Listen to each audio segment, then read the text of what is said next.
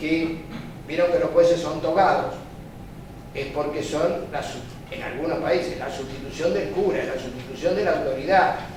Es que nosotros no nos hacemos cargo de nosotros mismos, y con esto sí termino, el existencialismo, la crisis que presentó el existencialismo, where it from, es que no nos podemos hacer cargo, entonces tenemos que delegar en otros, por eso existe un Führer, tenemos que delegar en otros lo que no nos podemos hacer cargo, tenemos que delegar, perdóname Márquez, pero vos estás muy consciente de que muchas de las cosas que yo digo es correcto, ¿no? Que él es juez, lo mirá desde su postura de juez, pero tiene una postura de juez garantista, y sabe de lo que habla. Entonces, yo les agradezco mucho, les pido disculpas por eso de Río Negro, que no creo que salga culpado de acá. Les pido disculpas por el currículo que leyeron. Yo mandé, juro por Dios, mandé un currículum de 5 líneas. ¿Qué tiene que ver lo que yo hacía el año del juego? No tiene nada que ver, ¿no es cierto? Y nada, que nos vamos todos, yo a tomar mi vinito, no sé, y vaya a saber qué, y ustedes les agradezco mucho.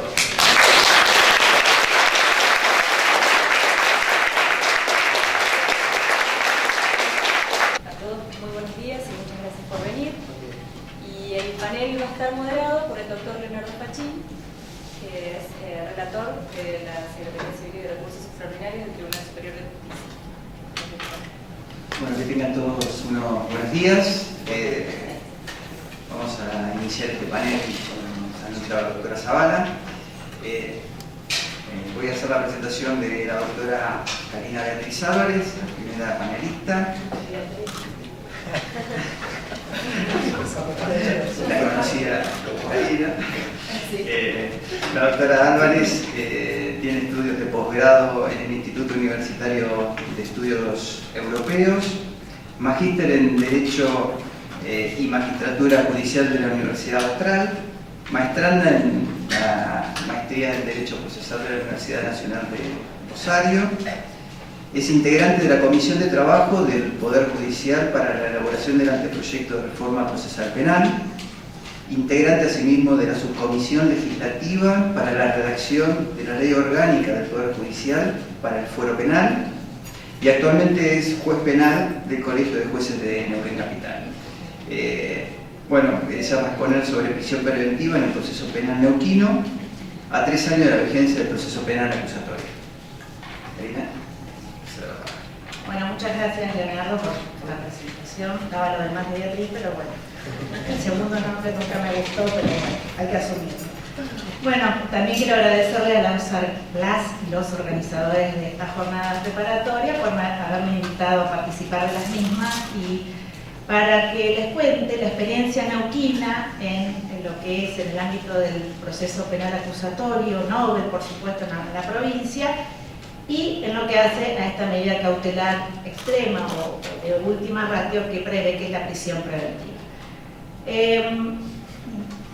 Han transcurrido más de 3 años de la vigencia del nuevo código acusatorio y aún hoy la prisión preventiva sigue tensionando, es un tema que tensiona más por la trascendencia pública que tiene en algunos casos donde no se impone esta medida cautelar, como dije últimamente. Y entonces lo que voy a intentar es explicar en primer lugar cómo se diseñó nuestro código en la prisión preventiva, para después describir brevemente, porque me han dado muy poco tiempo, para después contarles algunos cuestionamientos, algunas experiencias y algunos interrogantes que se han planteado en la praxis diaria en relación a esta medida cautelar.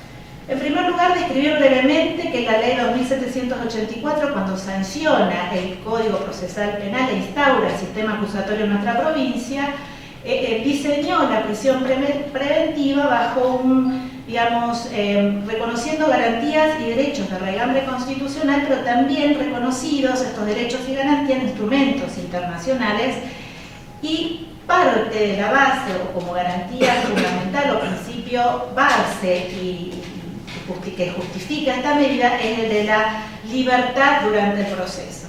Es decir, se diseña esta medida cautelar a partir de una base de raigambre, insisto, convencional, como es la libertad en el proceso. El artículo 9 del Código Procesal nuestro establece que el imputado, es decir, una persona que está sometido a un proceso penal tiene el derecho de permanecer en libertad durante el mismo y solamente se puede restringir esa libertad en los casos que el mismo código establece y por tiempo determinado. Es decir, esta es la característica o el principio basamento de la prisión preventiva.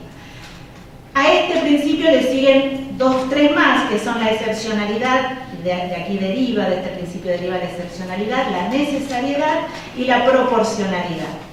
Estos también sustentados normativamente en el artículo 110 del Código Procesal, cuando dice que toda medida de coerción solamente se impondrá para garantizar los fines del proceso y por tiempo determinado.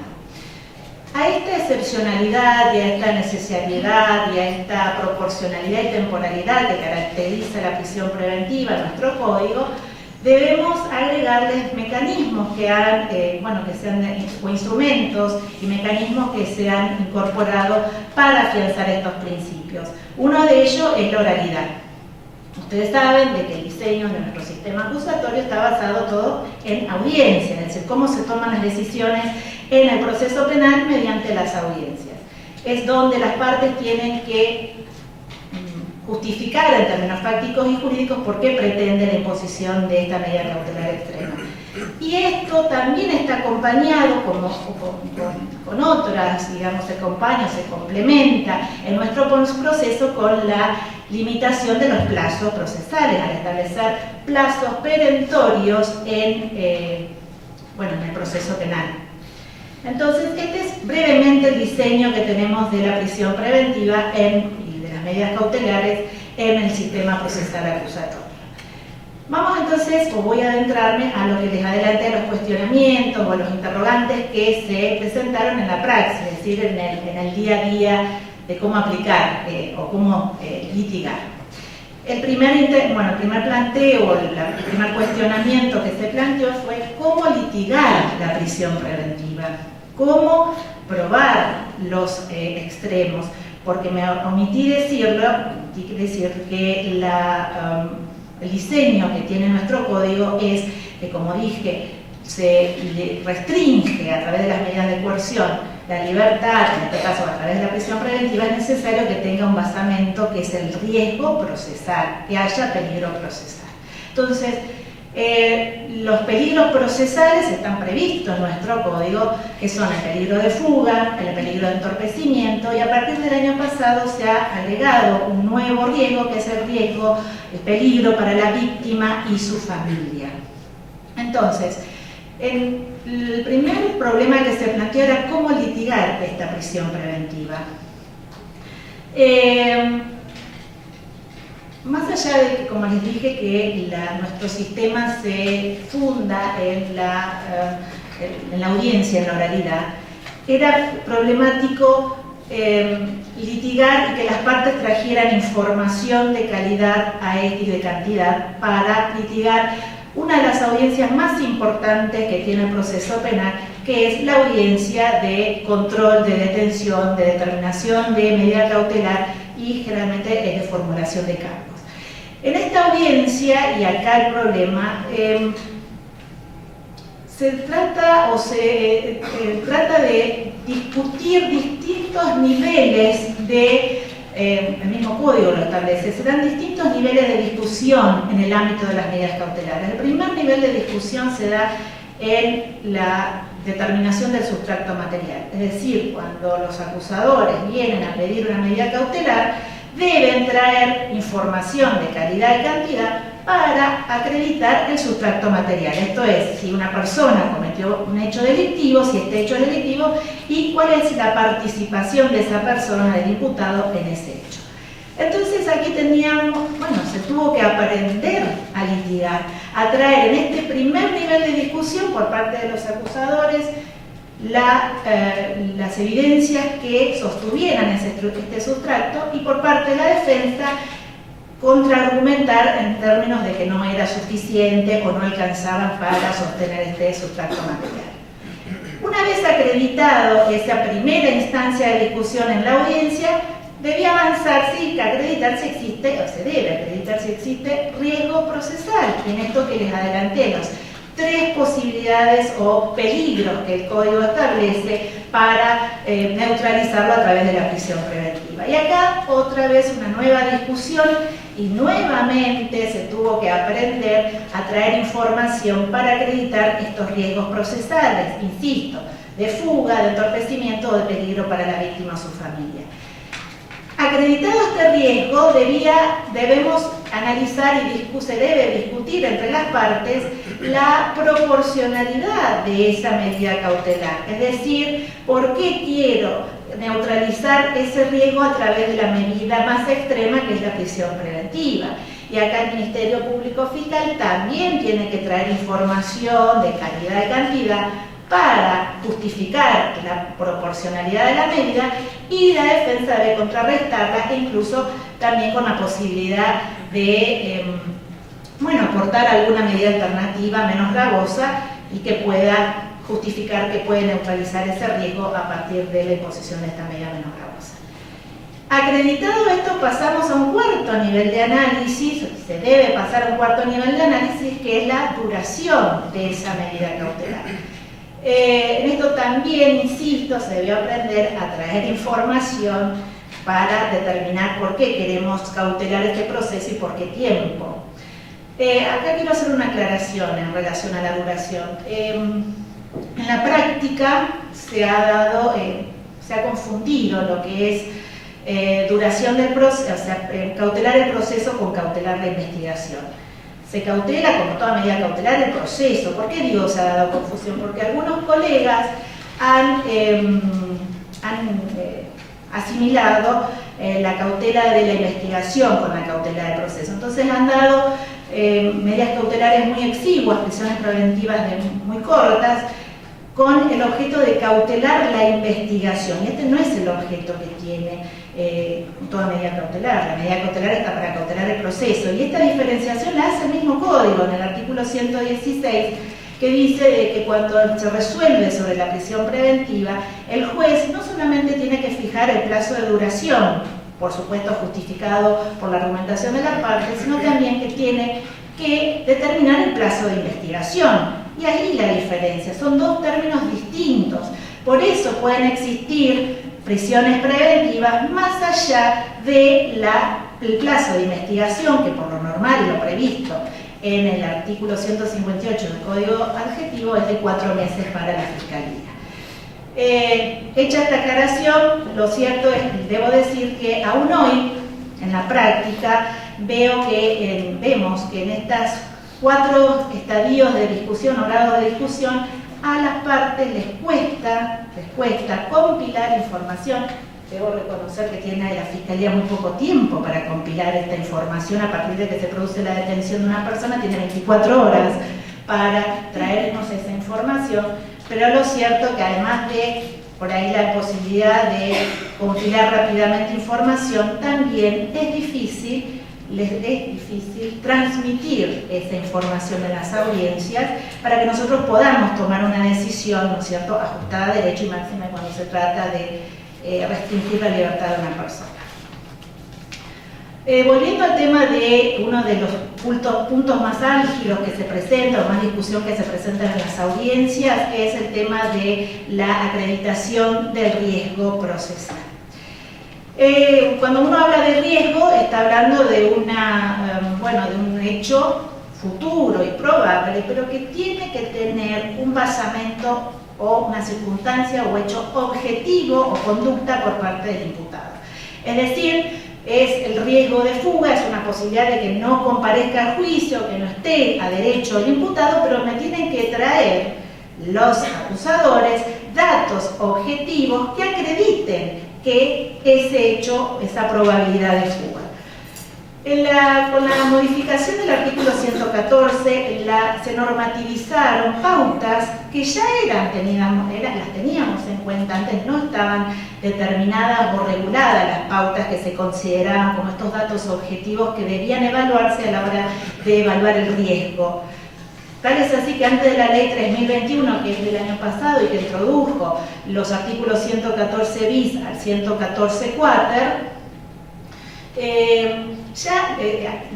interpretábamos y analizábamos conductas del imputado que eran entendidas como que no se iba a someter a juicio, peligro de fuga o de entorpecimiento. Ya el arraigo era considerado, antes de que estuviera normativizado, la residencia habitual de la persona, la residencia de su familia, si tenía trabajo, si tenía grupo familiar conviviente, si había, cuál había sido la conducta durante el proceso, si había sido declarado rebelde, cuál había sido el hecho en sí y la pena en expectativa. Eran todos parámetros que eran evaluados antes de la reforma para determinar y evaluar el riesgo. Hoy están normativizados, es decir, están en el artículo 114 bis. Lo mismo pasó con el peligro de entorpecimiento de investigación y el proceso, que, bueno, también se interpretaba cuando había destrucción de prueba, ocultamiento, cuando amenazaban a los testigos, cuando se influía sobre peritos, se influía sobre los testigos, eran considerados actos de obstrucción al proceso y por lo tanto se evaluaba el entorpecimiento y habilitaba la prisión preventiva. Esto también está normativizado en el artículo 114 ter. Lo novedoso en esto, que la ley 3021, que modificó el Código Procesal Penal el año pasado, incorporó un nuevo riesgo procesal, que es el normado en el artículo 114 cuater, que habla del peligro de la víctima y su grupo familiar. Y acá, bueno, el legislador viene a reconocer la protección de la víctima y de su familia a partir de normativizar estas conductas del imputado como presumibles de configurar este riesgo. Y bueno, antes, si bien se protegía esto, pero no estaba expresamente determinado para imponer la prisión preventiva, se trataba de proteger a través de medidas cautelares alternativas, como eran la exclusión del hogar, la prohibición de acercamiento, que estaban previstas, estas sí estaban previstas en el artículo 7 antes de la reforma, pero hoy se incorporaron estas nuevas conductas o hechos que deben evaluarse a la hora de imponer la prisión preventiva, acreditando este riesgo de peligro para la vida. Básicamente son cuando son conductas del imputado amenazantes hacia la víctima, actos de violencia, y todo lo que son, también es normativizado todo lo que es el incumplimiento del imputado de medidas cautelares ya dictadas en el proceso penal o incumplimiento de medidas cautelares dispuestas en el marco de violencia de género o en los procedimientos de violencia de género o de violencia familiar.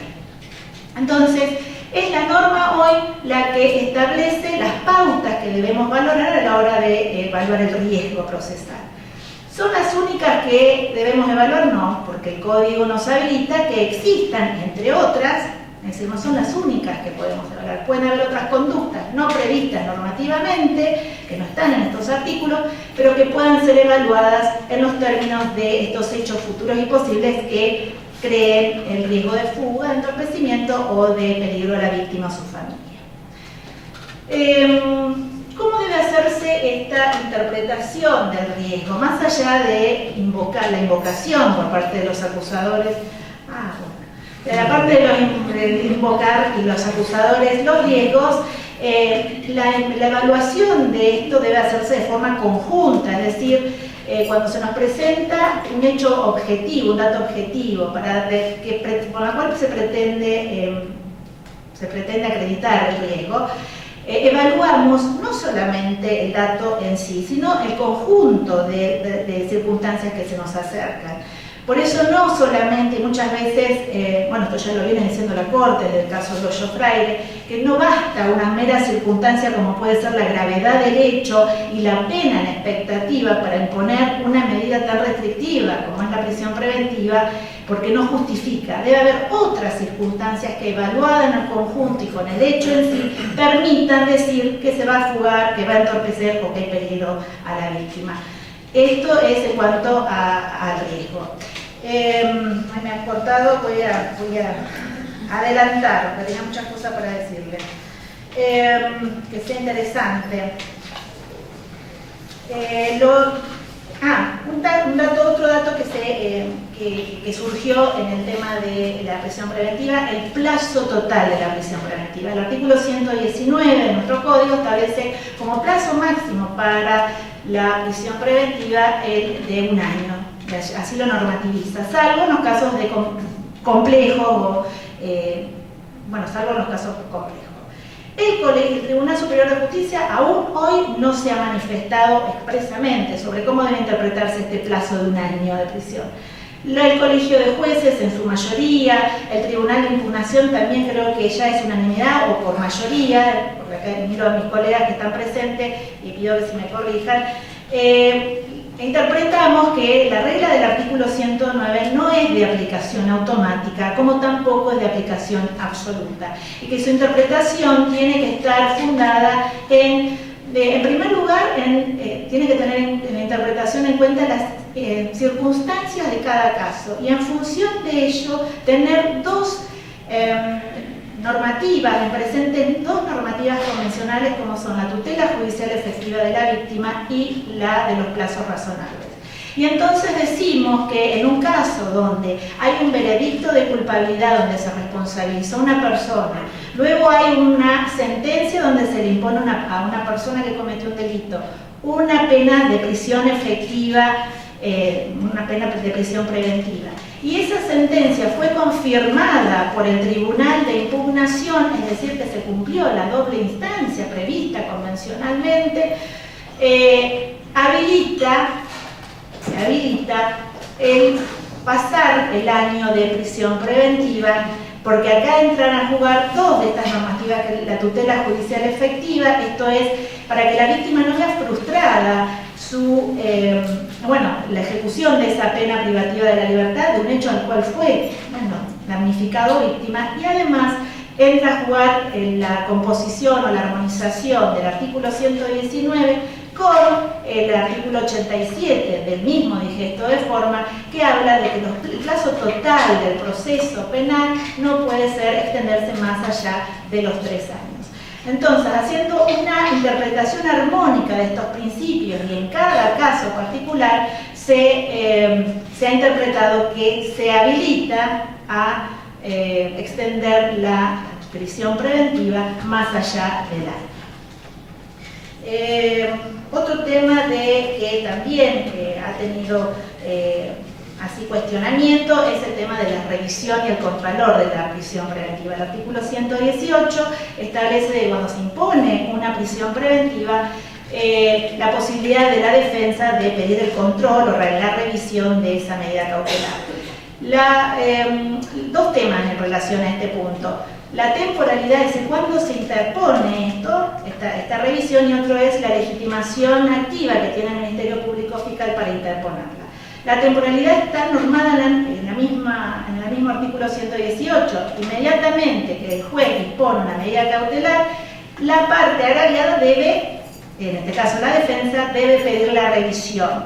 Y interponer significa en el mismo acto, y una vez notificada la resolución, presentar in voce la revisión. No es lo mismo presentar que hacer reserva. Entonces, esto, ¿sabe? Los derechos no se reservan, se ejercen. Entonces, se ha interpretado de que no alcanza la reserva para tener por interpuesta, sino que hay que efectivizarla en la misma audiencia e inmediatamente pronunciada por el juez la prisión preventiva. Y también otro dato que les adelante es el tema de la legitimación del Ministerio Público Fiscal. Conforme estaba redactado el artículo 118, parecía que no estaba habilitado, legitimado el titular de la acción, el fiscal, para presentar, para pedir la revisión de la denegación o rechazo de la prisión preventiva, que sería lo lógico, ¿no? ¿Qué dijo nuestro tribunal? Acá sí se pronunció en el precedente Fuentes, se pronunció por habilitar al Ministerio Público Fiscal a que pida la revisión de una decisión contraria a su pretensión de prisión preventiva, argumentando de que el artículo 118 habla de revisión, no habla de otra medida de impugnación. Y la palabra impugnación estuvo mal introducida en términos así claros, mal introducida, y debe interpretarse como que debió decir revisión. Y además porque el proceso o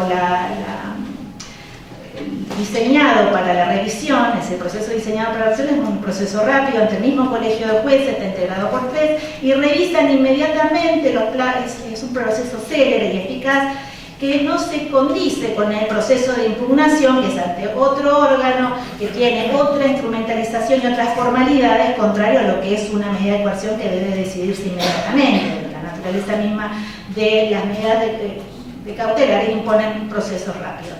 Por lo tanto, entendió que habilitaba al Ministerio Público a sostener la revisión. Sigo rápido. Quiero, contarle muchas cosas que han pasado. Otra cosa es que no se dimensiona la cantidad de medidas alternativas o el abanico de medidas alternativas distintas a la prisión preventiva que normativiza nuestro sistema procesal en el artículo 113. Se dan un montón de abanicos y pareciera hoy que la única forma de neutralizar riesgos procesales es a través de la prisión preventiva. Y no es así. Lo cierto es que, les costó a las partes dimensionar, ¿no? a los acusadores más que nada. Les costó dimensionar esta gama y estas medidas alternativas. Y más allá de que nuestro código no lo normatiza, hoy nos encontramos que, por ejemplo, vienen a pedirnos medidas alternativas sin invocar riesgo procesal. Y nos encontramos, por supuesto, esto impone el rechazo mismo, porque la naturaleza de una medida cautelar es cautelar un riesgo, neutralizar un riesgo. Entonces, muchas veces nos vemos pedidos de medidas alternativas sin riesgo procesal. Más allá de que no lo diga el código, es en la naturaleza y debe acreditarse. Pero códigos como Río Negro y otros códigos expresamente, parecería algo obvio, pero más allá de que en algunos lo legislan, nuestro no, pero debe acreditarse el riesgo. Otro tema también, el tema de las medidas alternativas, tienen que tener una duración. Y también se nos presenta de que vienen a litigar medidas alternativas y no nos piden duración. Y entonces esto también, más allá que no lo dice el código, pero está en la naturaleza misma de toda medida coercitiva.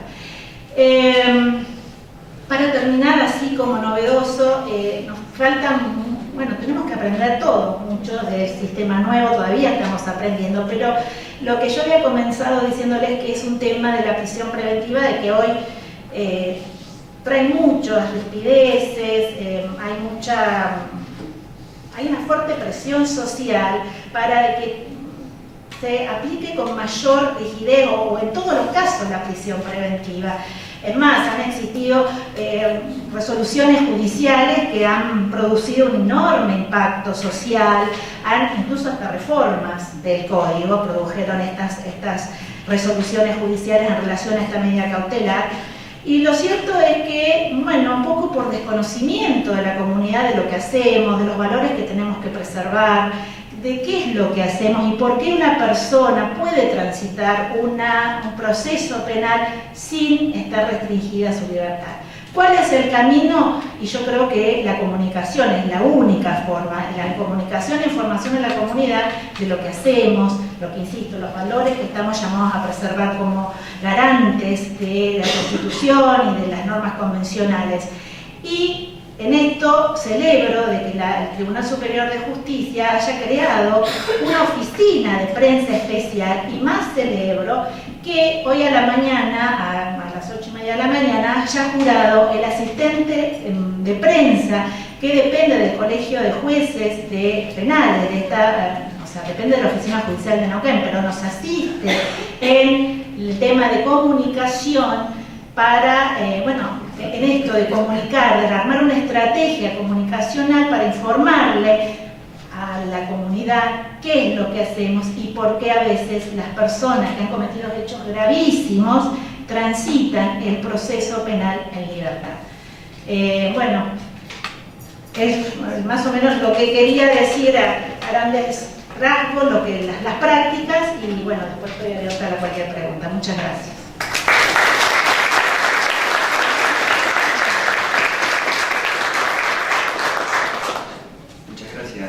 Doctora Álvarez, vamos a ir ceder la palabra al doctor Gustavo Eduardo Palmieri. Espero que no se incomode por su segundo nombre.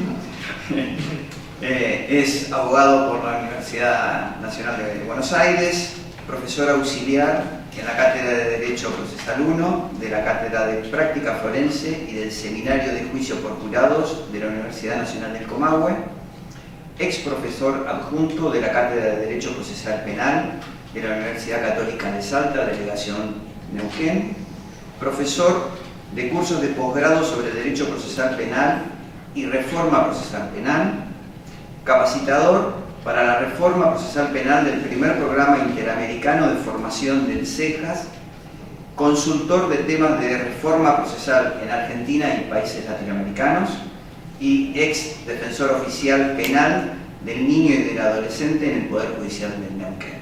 El doctor Palmieri va a disertar respecto a los estándares anacrónicos del encierro anticipado. Doctor Palmieri. Bueno, muy buenos días a todos. Digo esto a propósito del título, ¿no? El título siempre representa en sí mismo un anticipo de lo que uno pretende que se escuche, ¿no? Y siempre la designación de lo que uno tiene para decir en una jornada de estas características, por supuesto agradeciéndole ya la invitación a los colegas que han organizado las jornadas, tiene en sí mismo algún grado de la propia designación de lo que tenemos para decir, que implica algo así como algún tipo de arbitrariedad, ¿no? en esto de anticiparnos qué queremos. ¿Pero qué queremos decir con lo del anacronismo? A mí me parece muy importante. Yo tengo lamentablemente una historia, bueno, si me pongo a hablar de lo que he hecho a través del tiempo, la verdad que uno muestra cuánto tiempo lleva haciendo lo mismo, ¿no? Y recuerdo que, bueno, a mí me tocó integrar la primera comisión por el Colegio de Abogados, ¿no? La primera comisión revisora del primer anteproyecto que hubo de reforma en Neuquén, junto con el doctor Cancela y el doctor Pandolfi. En esa época nos integramos el Poder Judicial en el año 1998-1999, que fue el primer proyecto que se elaboró, ¿no? Un proyecto que, bueno, hubo un grado de consenso y por razones que todos conocemos y por razones de índole política, que no determinamos esas razones para no deprimirnos, digo siempre. Bueno, ahí ya discutíamos esto de la prisión preventiva, ¿no? ¿Por qué la prisión preventiva? ¿Cuánto de prisión preventiva?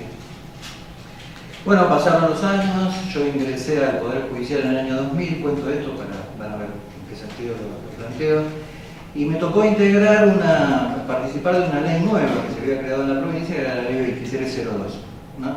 Que era el régimen penal del niño y del adolescente.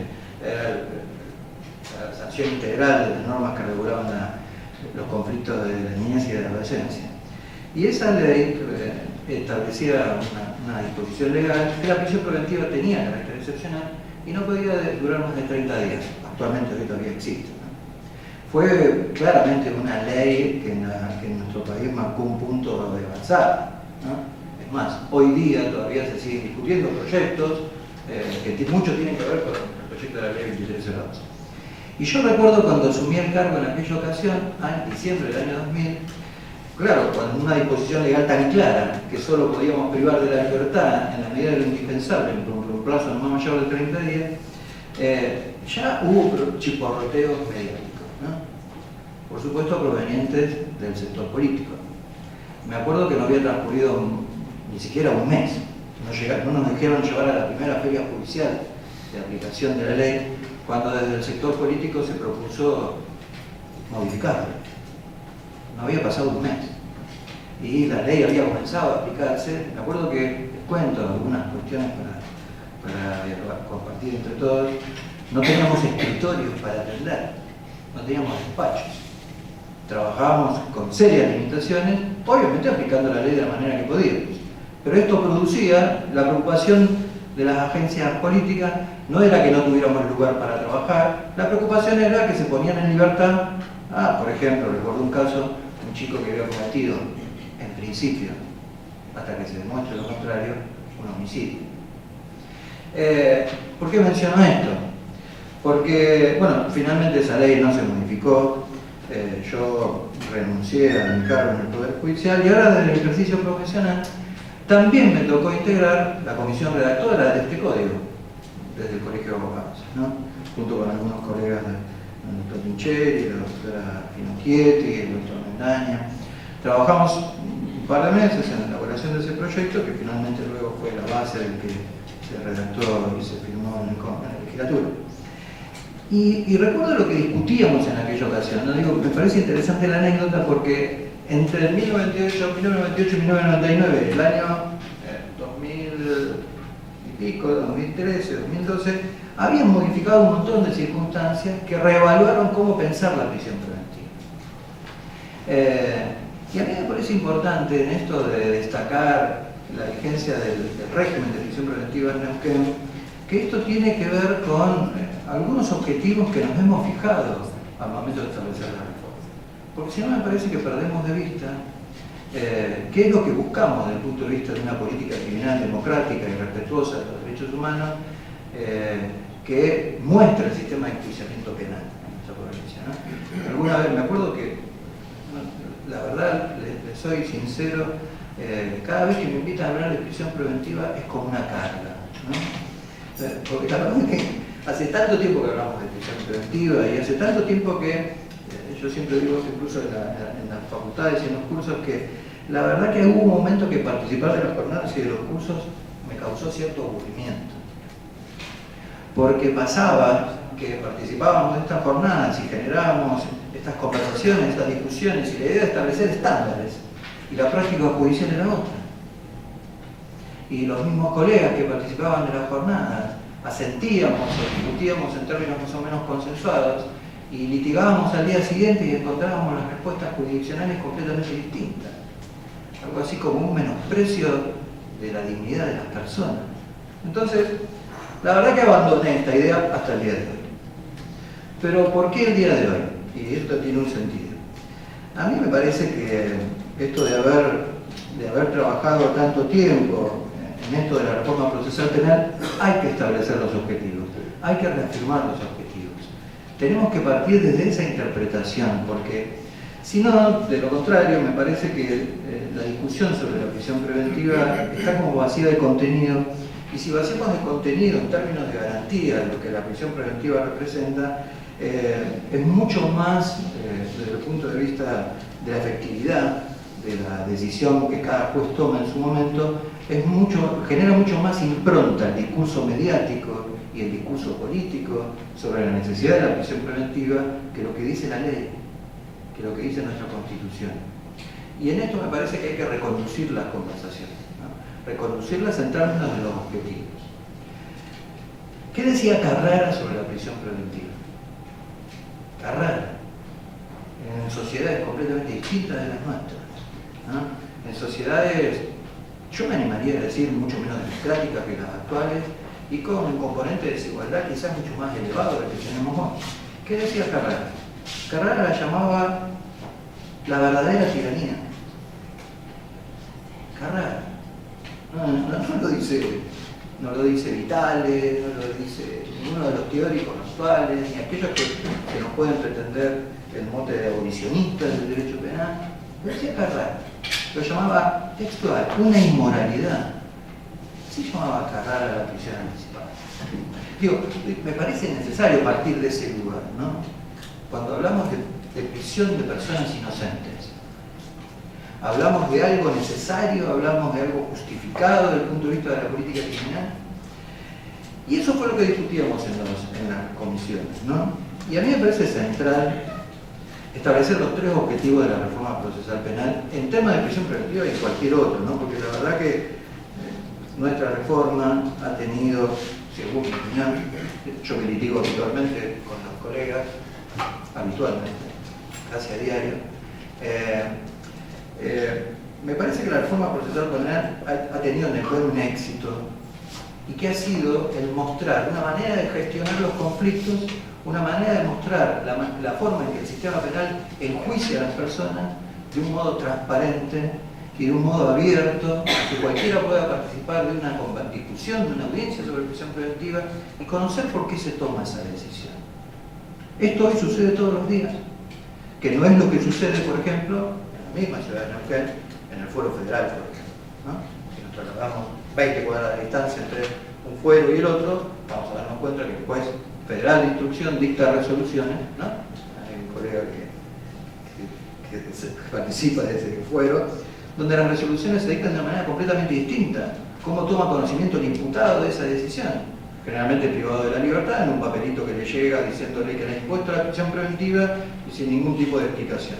El éxito de la reforma de Neuquén ha sido mostrar cómo se decide, cómo se discute, cómo se resuelve. Y esto tiene un valor pedagógico central, porque está la chance que la víctima esté presente, está la chance que la víctima escuche al juez cuando resuelve, está la chance de que el imputado también esté presente y escuche cuando el juez resuelve, y esto tiene, a mi modo de ver, un valor central desde el punto de vista de la vigencia de la garantía, desde el punto de vista del imputado y de la tutela judicial efectiva de la víctima también. Pero aquello que nos pasó en la ley 2302 volvió a pasar con esta ley. Vean, con Maxi tuvimos la primera audiencia de prisión preventiva, 14 de enero del 2014. Primera audiencia. Ahora, la televisión, ¿no? Justo me llaman, yo me quedé, no salí de vacaciones, me quedé especialmente porque comenzaba la agencia de la reforma, me llaman el día anterior y me dice, Gustavo, te toca participar de la primera audiencia. Me reuní con Maxi, ¿no? Esa misma tarde, para discutir el caso. Era un caso grave, un caso de un homicidio que había ocurrido en el mes de diciembre. Se litigó esa audiencia, se resolvió esa audiencia, respetando el derecho del señor a permanecer en libertad. Obviamente no estaba de acuerdo Maxi con lo que se resolvió. ¿Qué sucedió con esa audiencia? Escándalo. Esa fue la imagen de la reforma. La imagen de la reforma fue por esa primera audiencia, donde una persona acusada de un homicidio, no que cometió un homicidio, acusada de un homicidio, era puesta en libertad bajo ciertas reglas de conducta. ¿No? Hubo una otra audiencia después ese mismo día, pero bueno, hablo de lo que me correspondía a mí. Entonces, digo, pasó lo mismo que aquella vez, ¿no? Porque me parece que mediáticamente, desde el punto de vista de los discursos políticos, la prisión preventiva representa la eficiencia expedita del sistema. Es decir, una persona detenida que escuchamos habitualmente en los medios de comunicación. ¿Por qué no nos meten presos? Bueno, en Neuquén tenemos la chance, no es por eso. Sí. Yo. Bueno, a fin de cuentas, no todavía es bien. La verdad es que yo creo que este es el valor sustancial que ha mostrado la reforma, ¿no? La reforma nos ha permitido establecer, parece que falta construir bastante sobre esto, la necesidad de que la oralidad representa esto del valor pedagógico, ¿no? El hablar hacia el usuario del sistema. El usuario es el imputado, es la víctima y son las personas que participan en la sociedad. A esas personas nos dirigimos en las audiencias, probablemente no a nosotros que conocemos estas reglas y participamos habitualmente de esto, sino en generar en esto del valor pedagógico hacia la sociedad. Me quedan 5 minutos para hablar de por qué los anacronismos. Bueno, la verdad es que los anacronismos parten de la propia reforma que implementó el sistema político del artículo 114 y siguientes. Y miren, en esto de redactar leyes, la verdad que he tenido la suerte de participar de varios proyectos en distintos lugares, en esto de redactar leyes, así como el lenguaje para nuestra profesión no es neutral, sino inocuo, las leyes tampoco lo es. Y el problema central de la reforma que propuso el Poder Político, de la reforma procesal penal, es que cambió la centralidad de lo que se había discutido antes. ¿Por qué digo esto? Quizás pueda parecer una cuestión demasiado yendo al punto, ¿no? Pero en la reforma, en el modelo de la ley procesal penal de Neuquén, antes de esta reforma, la ley utilizaba una palabra clave, ¿no? Y esa palabra no era producto de la casualidad. En la comisión redactora la habíamos pensado especialmente para que quedara claro cuál es el estándar desde el cual la prisión preventiva debe ser evaluada. ¿Cuál era esa frase, esa voz clave? La palabra clave, la frase clave era: la prisión preventiva solo procederá. solo procederá. Cuando el resto de las medidas alternativas no cumplen el mismo fin que se precisa. Solo procederá. ¿Cómo reemplazó el poder político? Un proyecto, creo que surgido del propio Tribunal Superior de Justicia, esta expresión tan clara, solo procederá. Lo reemplazó con la palabra se podrá aplicar.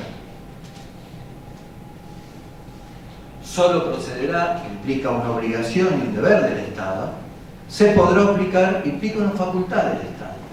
El cambio es central, es sustancial, porque como bien dijo Karina, la mayoría de las regulaciones del artículo 114 ya estaban previstas. En verdad, uno podría discutir, bueno, hace falta colocar qué es el arraigo y el resto de los elementos, podríamos conversarlo. A nuestro modo de ver, ustedes se habrán dado cuenta, la reforma procesal penal tiene, el código actual tiene muy pocos artículos comparado con otros modelos inquisitivos. La idea también de aquellas épocas de la reforma era establecer una ley procesal por estándares, y no por estándares, por principios y no por reglas, ¿no? Los modelos inquisitivos suelen tener muchas reglas y artículos innecesarios, ¿no? Redujimos la mitad de la cantidad de reglas. Y esto tenía un sentido también. El sentido era, establecemos principios, estándares, no reglas. Entonces, en esto de establecer reglas, está claro que la reforma cambió centralmente todo. Cambió la manera desde que la subjetividad de los agentes pueden tomar una prisión preventiva. Porque desde la objetividad, a lo que se va a aludir Maxi, y la verdad que me hubiera gustado hablar después de Maxi para criticarlo todo lo posible, pero me pusieron en el medio, con lo cual no me queda otra que anticiparme, claro. Me anticipo como hacemos en las audiencias todos los días. La verdad es que podemos discutir que hay parámetros objetivos para establecer los riesgos procesales, y por supuesto que los hay. El problema no es tanto la objetividad de los parámetros, el problema es la subjetividad de los agentes en la toma de la decisión. ¿Cuánto cambió en la subjetividad de los agentes esta modificación tan central de la reforma como innecesaria?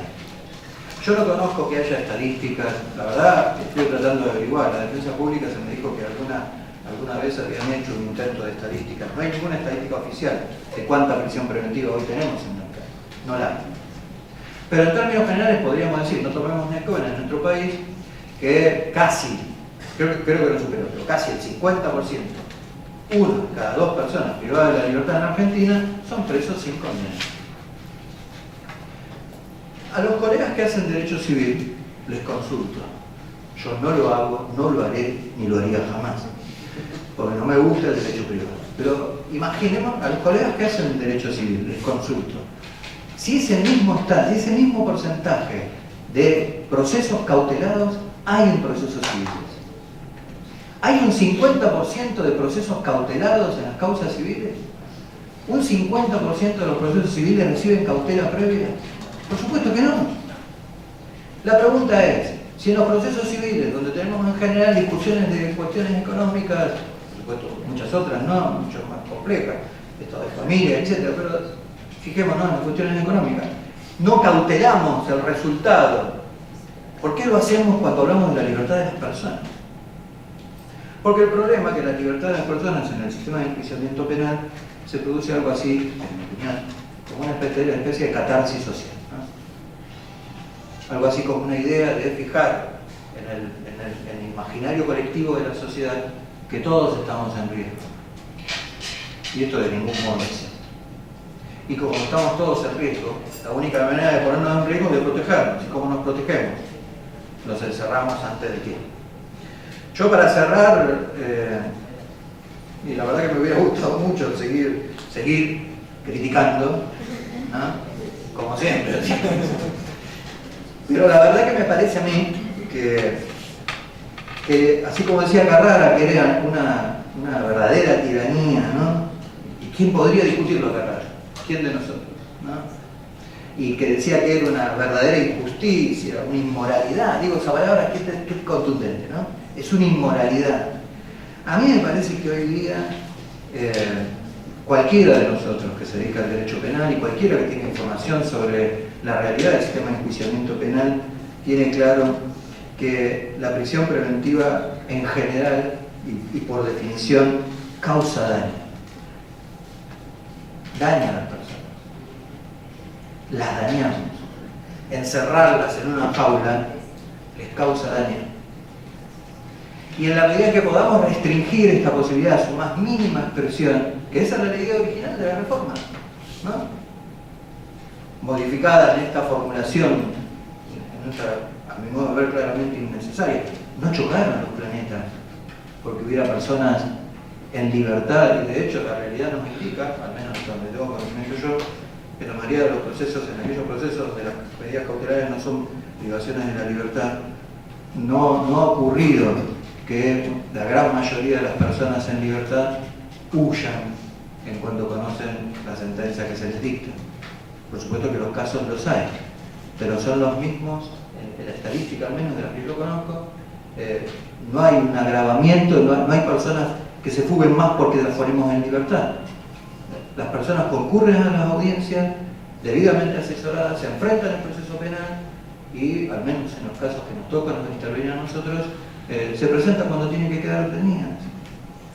No chocan los planetas, no se produce un maremoto, no destruimos el sistema de enjuiciamiento, producimos daño. Y a mí me parece que esta necesidad, hay que evitar esto, y a mí me parece que solo esto es posible a partir de un cambio en nuestra propia subjetividad, ¿no? Que por supuesto que habrá supuestos absolutamente excepcionales en los cuales deba disponerse esta prisión preventiva. Y como última cuestión, aprovecho contarles una experiencia personal, ¿no? Esta posibilidad que yo tuve de conocer algunos otros lugares. Recuerdo una ocasión en la que tuve ocasión de estar en otro país, en un país anglosajón, donde participábamos de algunas audiencias parecidas a las nuestras de formulación de cargos, de control de detención. En esos días que estuve participando de esas capacitaciones, que eran una especie de pasantías, concurría a escuchar todas las audiencias. En todas esas audiencias, que fueron muchas, la verdad que habría que hacer una jornada para mostrarla, porque hasta los videos tengo de esas audiencias, no escuché nunca, ni una sola vez, a un fiscal pedir la prisión preventiva de una persona. Nunca. Ni en el hecho más grave. Y esos modelos funcionan. No es que no funcionen. No, esos modelos no tienen personas prófugas por todo el país dando vueltas intentando ocultarse para no cumplir con sus compromisos. Me parece que finalmente, y volviendo al punto, tiene que ver con nuestra subjetividad. En la medida en que entendamos, como dice Carrara, que es una inmoralidad, la vamos a reducir a su mínima expresión. Mientras la intentemos justificar en el que todos estamos en peligro y nos debemos proteger, lamentablemente esto no lo vamos a lograr. Gracias.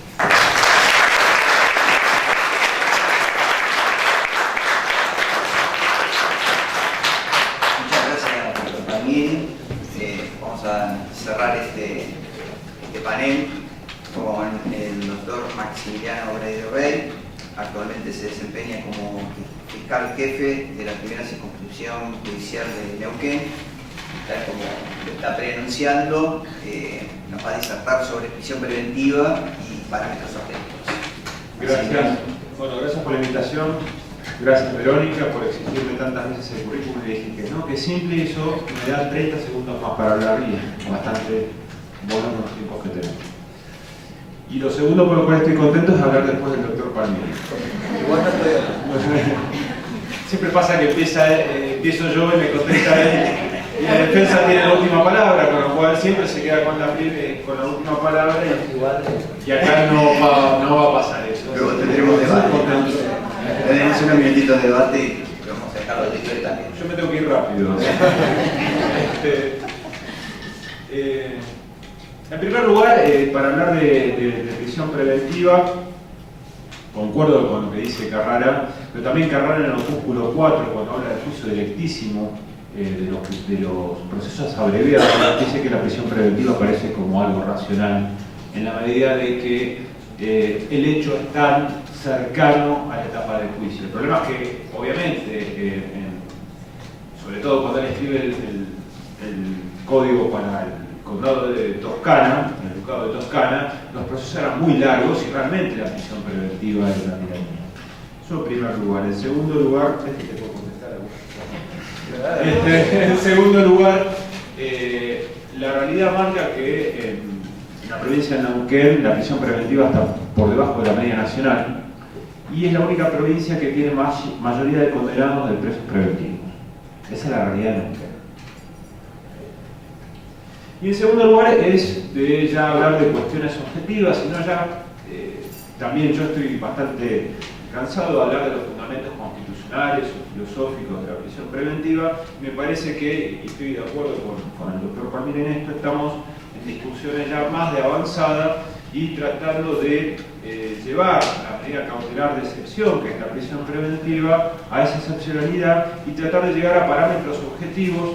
Ya mucho de lo que hablé y comparto en su mayoría con la doctora Karina Álvarez ha adelantado ello. ¿Qué cuestiones por ahí no se hacen demasiado hincapié o no se pone el foco de atención en un pedido de prisión preventiva que, vuelvo a aclarar, es la última ratio dentro de las medidas cautelares? El supuesto material.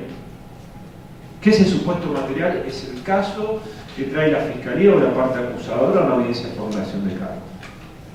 Yo creo que sí, esto tiene que ser lo que más evidencia y lo que más sólido y lo que más estándar probatorio debe tener cuando yo voy a pedir una medida cautelar de excepción.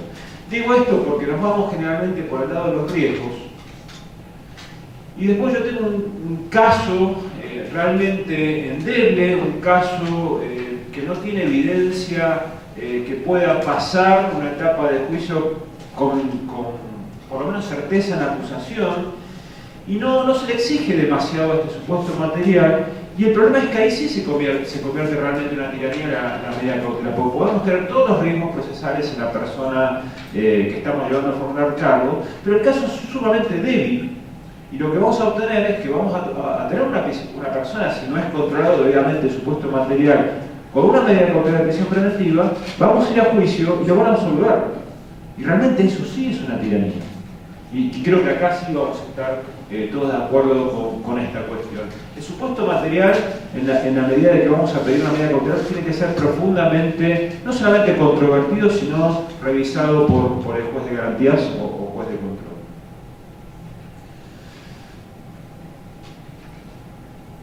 Procedencia objetiva. Digo esto que parecería una obviedad, que es cuando procede la medida cautelar de prisión preventiva. Cuando no proceda la pena de ejecución condicional. Digo esto que sería algo que no deberíamos ya discutirlo, pero Ciudad Autónoma hace unos meses atrás conocimos a este personaje, Alejandro Radetic, traje las fotos para que se acuerden de a él. ¿Qué lograste la chica? Porque eran las fotos que teníamos. Pero Radetic era un delito que perseguía pena de ejecución condicional y sin embargo estuvo y escucharon de todos los medios nacionales con prisión preventiva. Después, en una instancia de impugnación, obviamente recuperó su libertad. Pero yo escuché al fiscal general de la Ciudad Autónoma hablando de que la prisión preventiva está bien. No procede. Si una persona no tiene la probabilidad, mediante una sentencia condenatoria, ir preso, ¿cómo vamos a cautelar algo que no va a proceder jamás? Con Radetic pasó, en Ciudad Autónoma. Trato de ir rápido para ir a lo que me interesa. Los riesgos procesales. Hubo una reforma hace poco en el Código Procesal Penal de Neuquén. Más allá de esta observación que hace el doctor Palmieri, que la comparto en la cuestión ambivológica de presentar como una facultad o como una última ratio la posibilidad de aplicar una prisión preventiva, lo cierto es que en términos de reglamentar los riesgos procesales no ingresa entre las contrarreformas que vemos en otros procesos de Latinoamérica, como en Chile, como en otras provincias de nuestro país, donde hubo un proceso de contrarreforma y siempre el proceso de contrarreforma se da por la prisión preventiva, siempre comienza por ahí. Yo creo que en este caso no pasó así. Yo creo que han reglamentado los riesgos procesales. Incluso en la segunda parte que habla de riesgos sobre la víctima o su familia, Yo no creo que es un nuevo riesgo, por lo menos yo interpreto eso, sino que viene a complementar el riesgo de entorpecimiento en la investigación. Viene a reglamentar nuevos riesgos procesales, pero nada implicaría que se hubiera hecho esto igual con los dos riesgos procesales que ya teníamos, es decir, entorpecimiento en la investigación y no someterse a proceso. Digo no someterse a proceso porque esto es conocido, y acá alguno va a discrepar conmigo, pero el código habla así, textual, no someterse a proceso, y esto se ha naturalizado como riesgo de fuga. Yo entiendo que son dos riesgos distintos. No porque alguien tenga un riesgo de fuga implica que no se va a someter a proceso, y no por alguien quien no tenga un riesgo de fuga implica que se va a someter a proceso.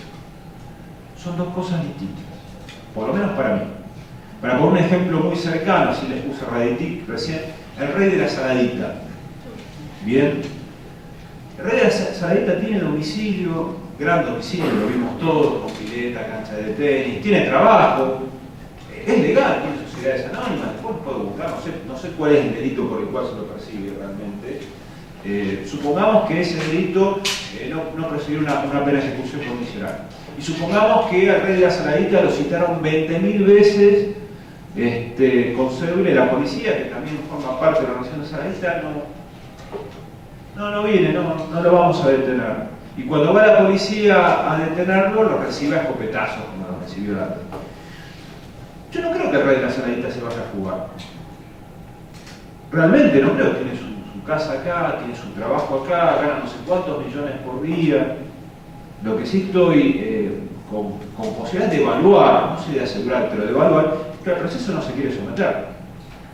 Y son dos cosas totalmente distintas. Me escucha Leticia Lorenzo y empezamos las trompadas en esta jornada, a quien quiero mucho, pero disentimos en esta cuestión de lo que significa riesgo de fuga y el sometimiento a proceso.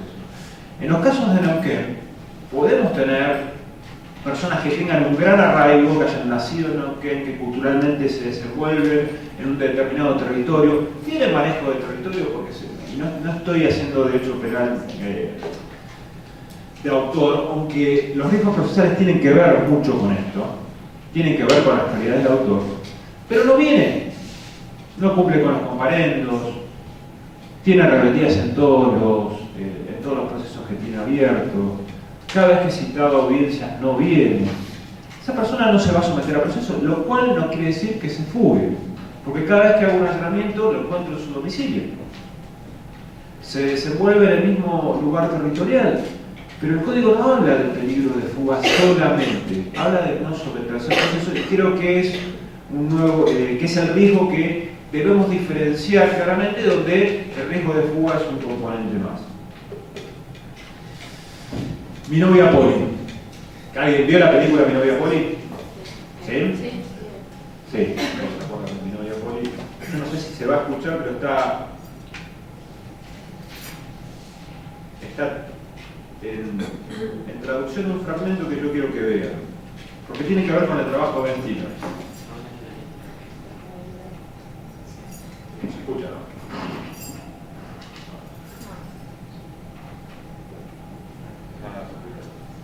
Ahora sí se escucha.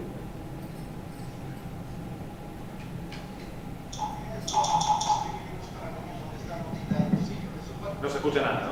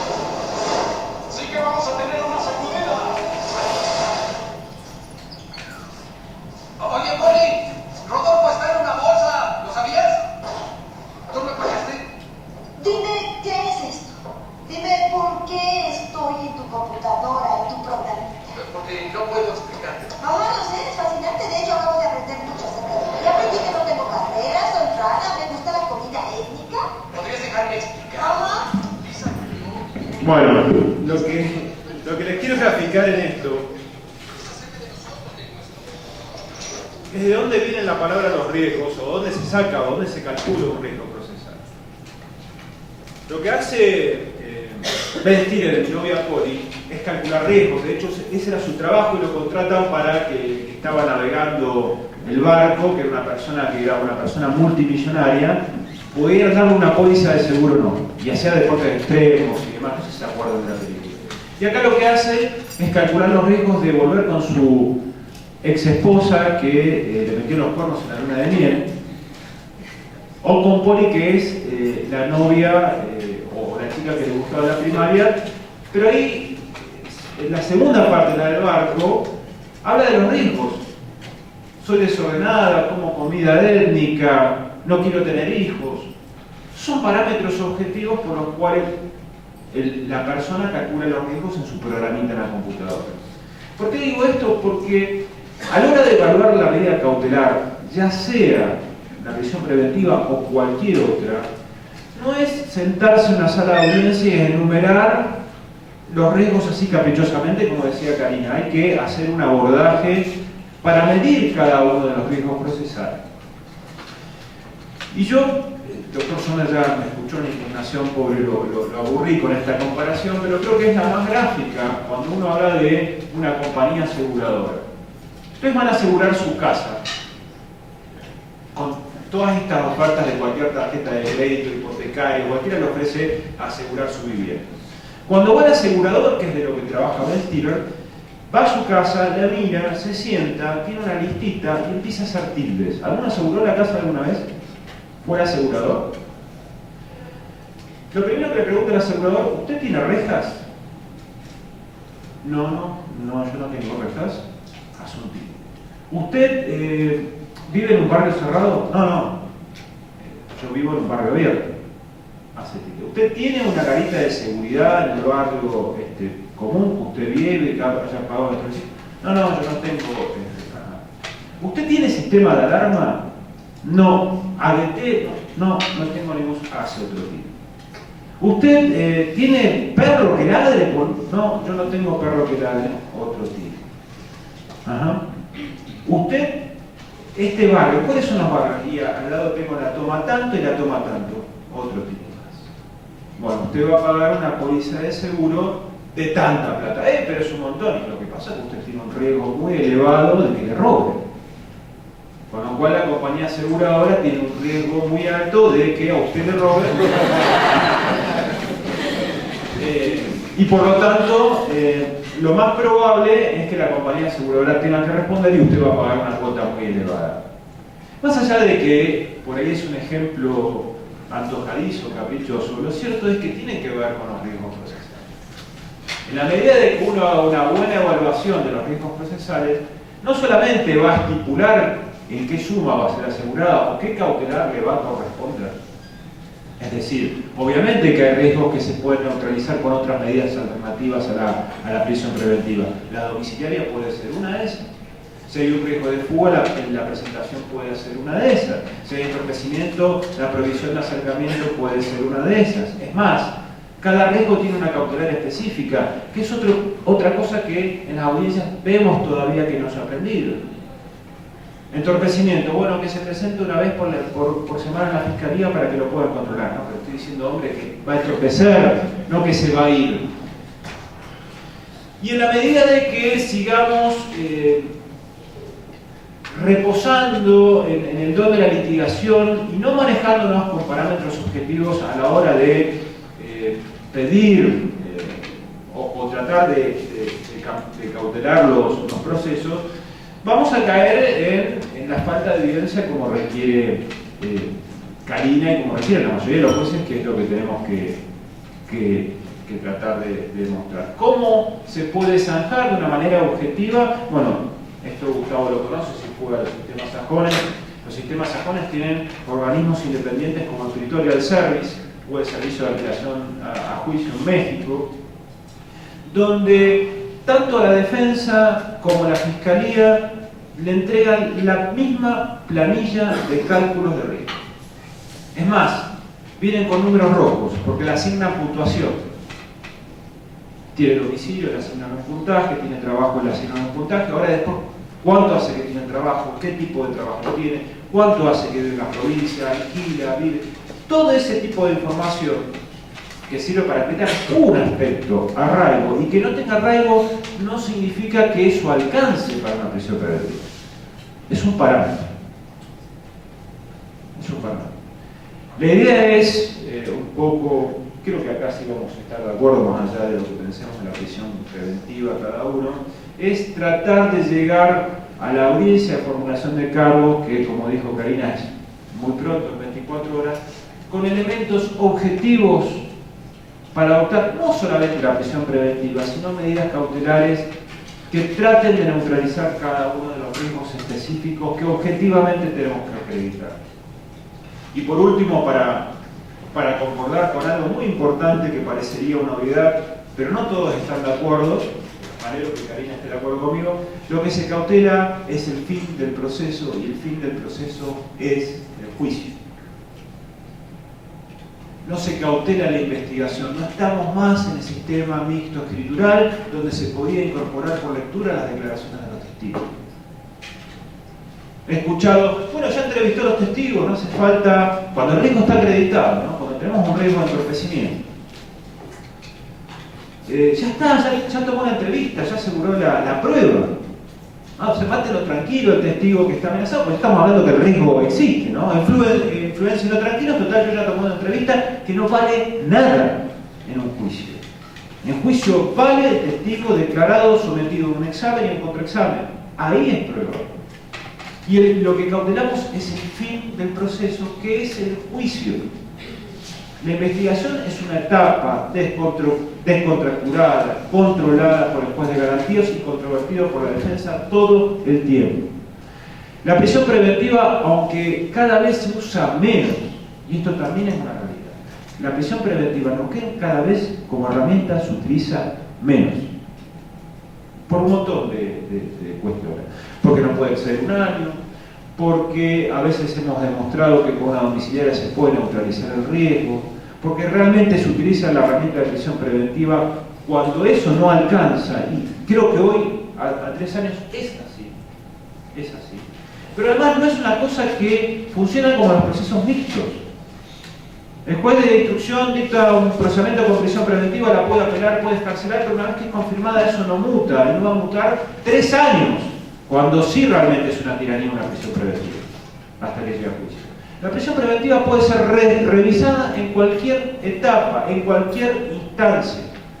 Puede ser sustituida, y de hecho ha pasado en innumerables casos, que comienza con la prisión preventiva y termina con medidas más amoligeradas hasta llegar a juicio. Y a la inversa también.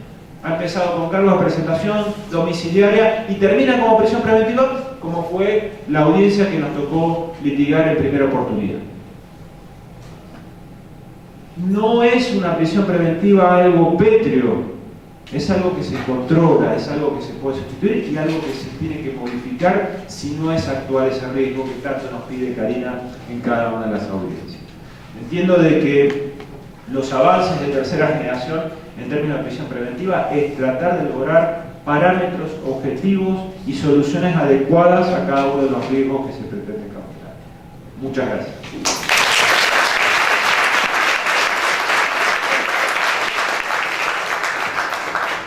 Cedemos la palabra al auditorio a quienes desean hacer consultas. Yo quería hacer una pregunta en realidad un poco a los 3 panelistas. El plazo máximo del artículo 119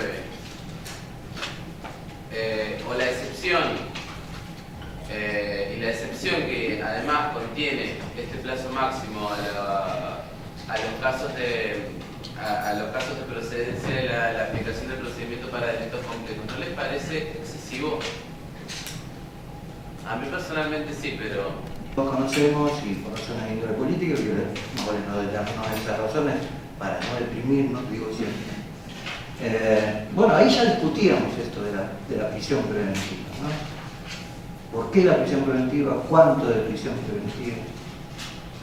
Bueno, pasaron los años, yo ingresé al Poder Judicial en el año 2000, cuento esto van a ver en qué sentido lo planteo, y me tocó participar de una ley nueva que se había creado en la provincia, que era la ley 2302, ¿no?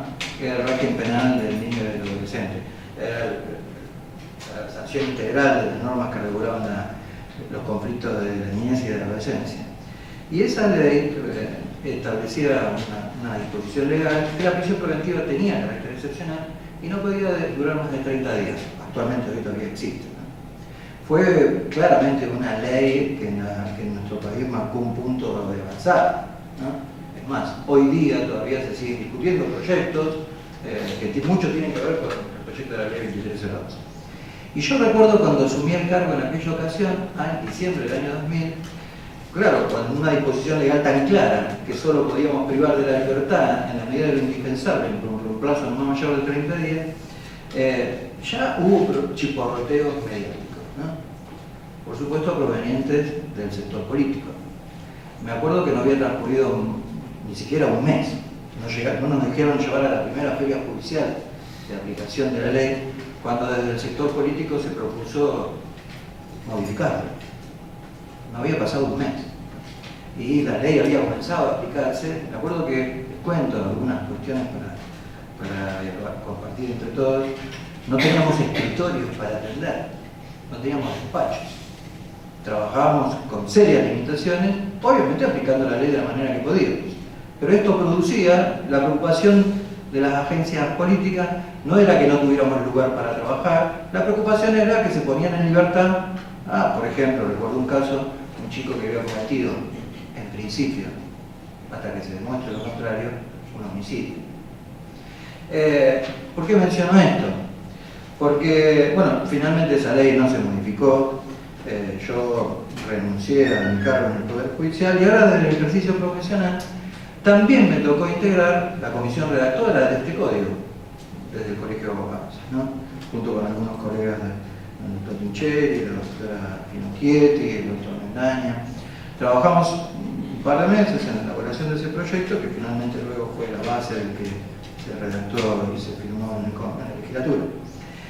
Y recuerdo lo que discutíamos en aquella ocasión, ¿no? Digo, me parece interesante la anécdota porque entre 1998 y 1999, el año 2000 y pico, 2013, 2012, habían modificado un montón de circunstancias que reevaluaron cómo pensar la prisión preventiva. Y a mí me parece importante en esto de destacar la vigencia del régimen de prisión preventiva en Neuquén, que esto tiene que ver con algunos objetivos que nos hemos fijado al momento de establecer la reforma.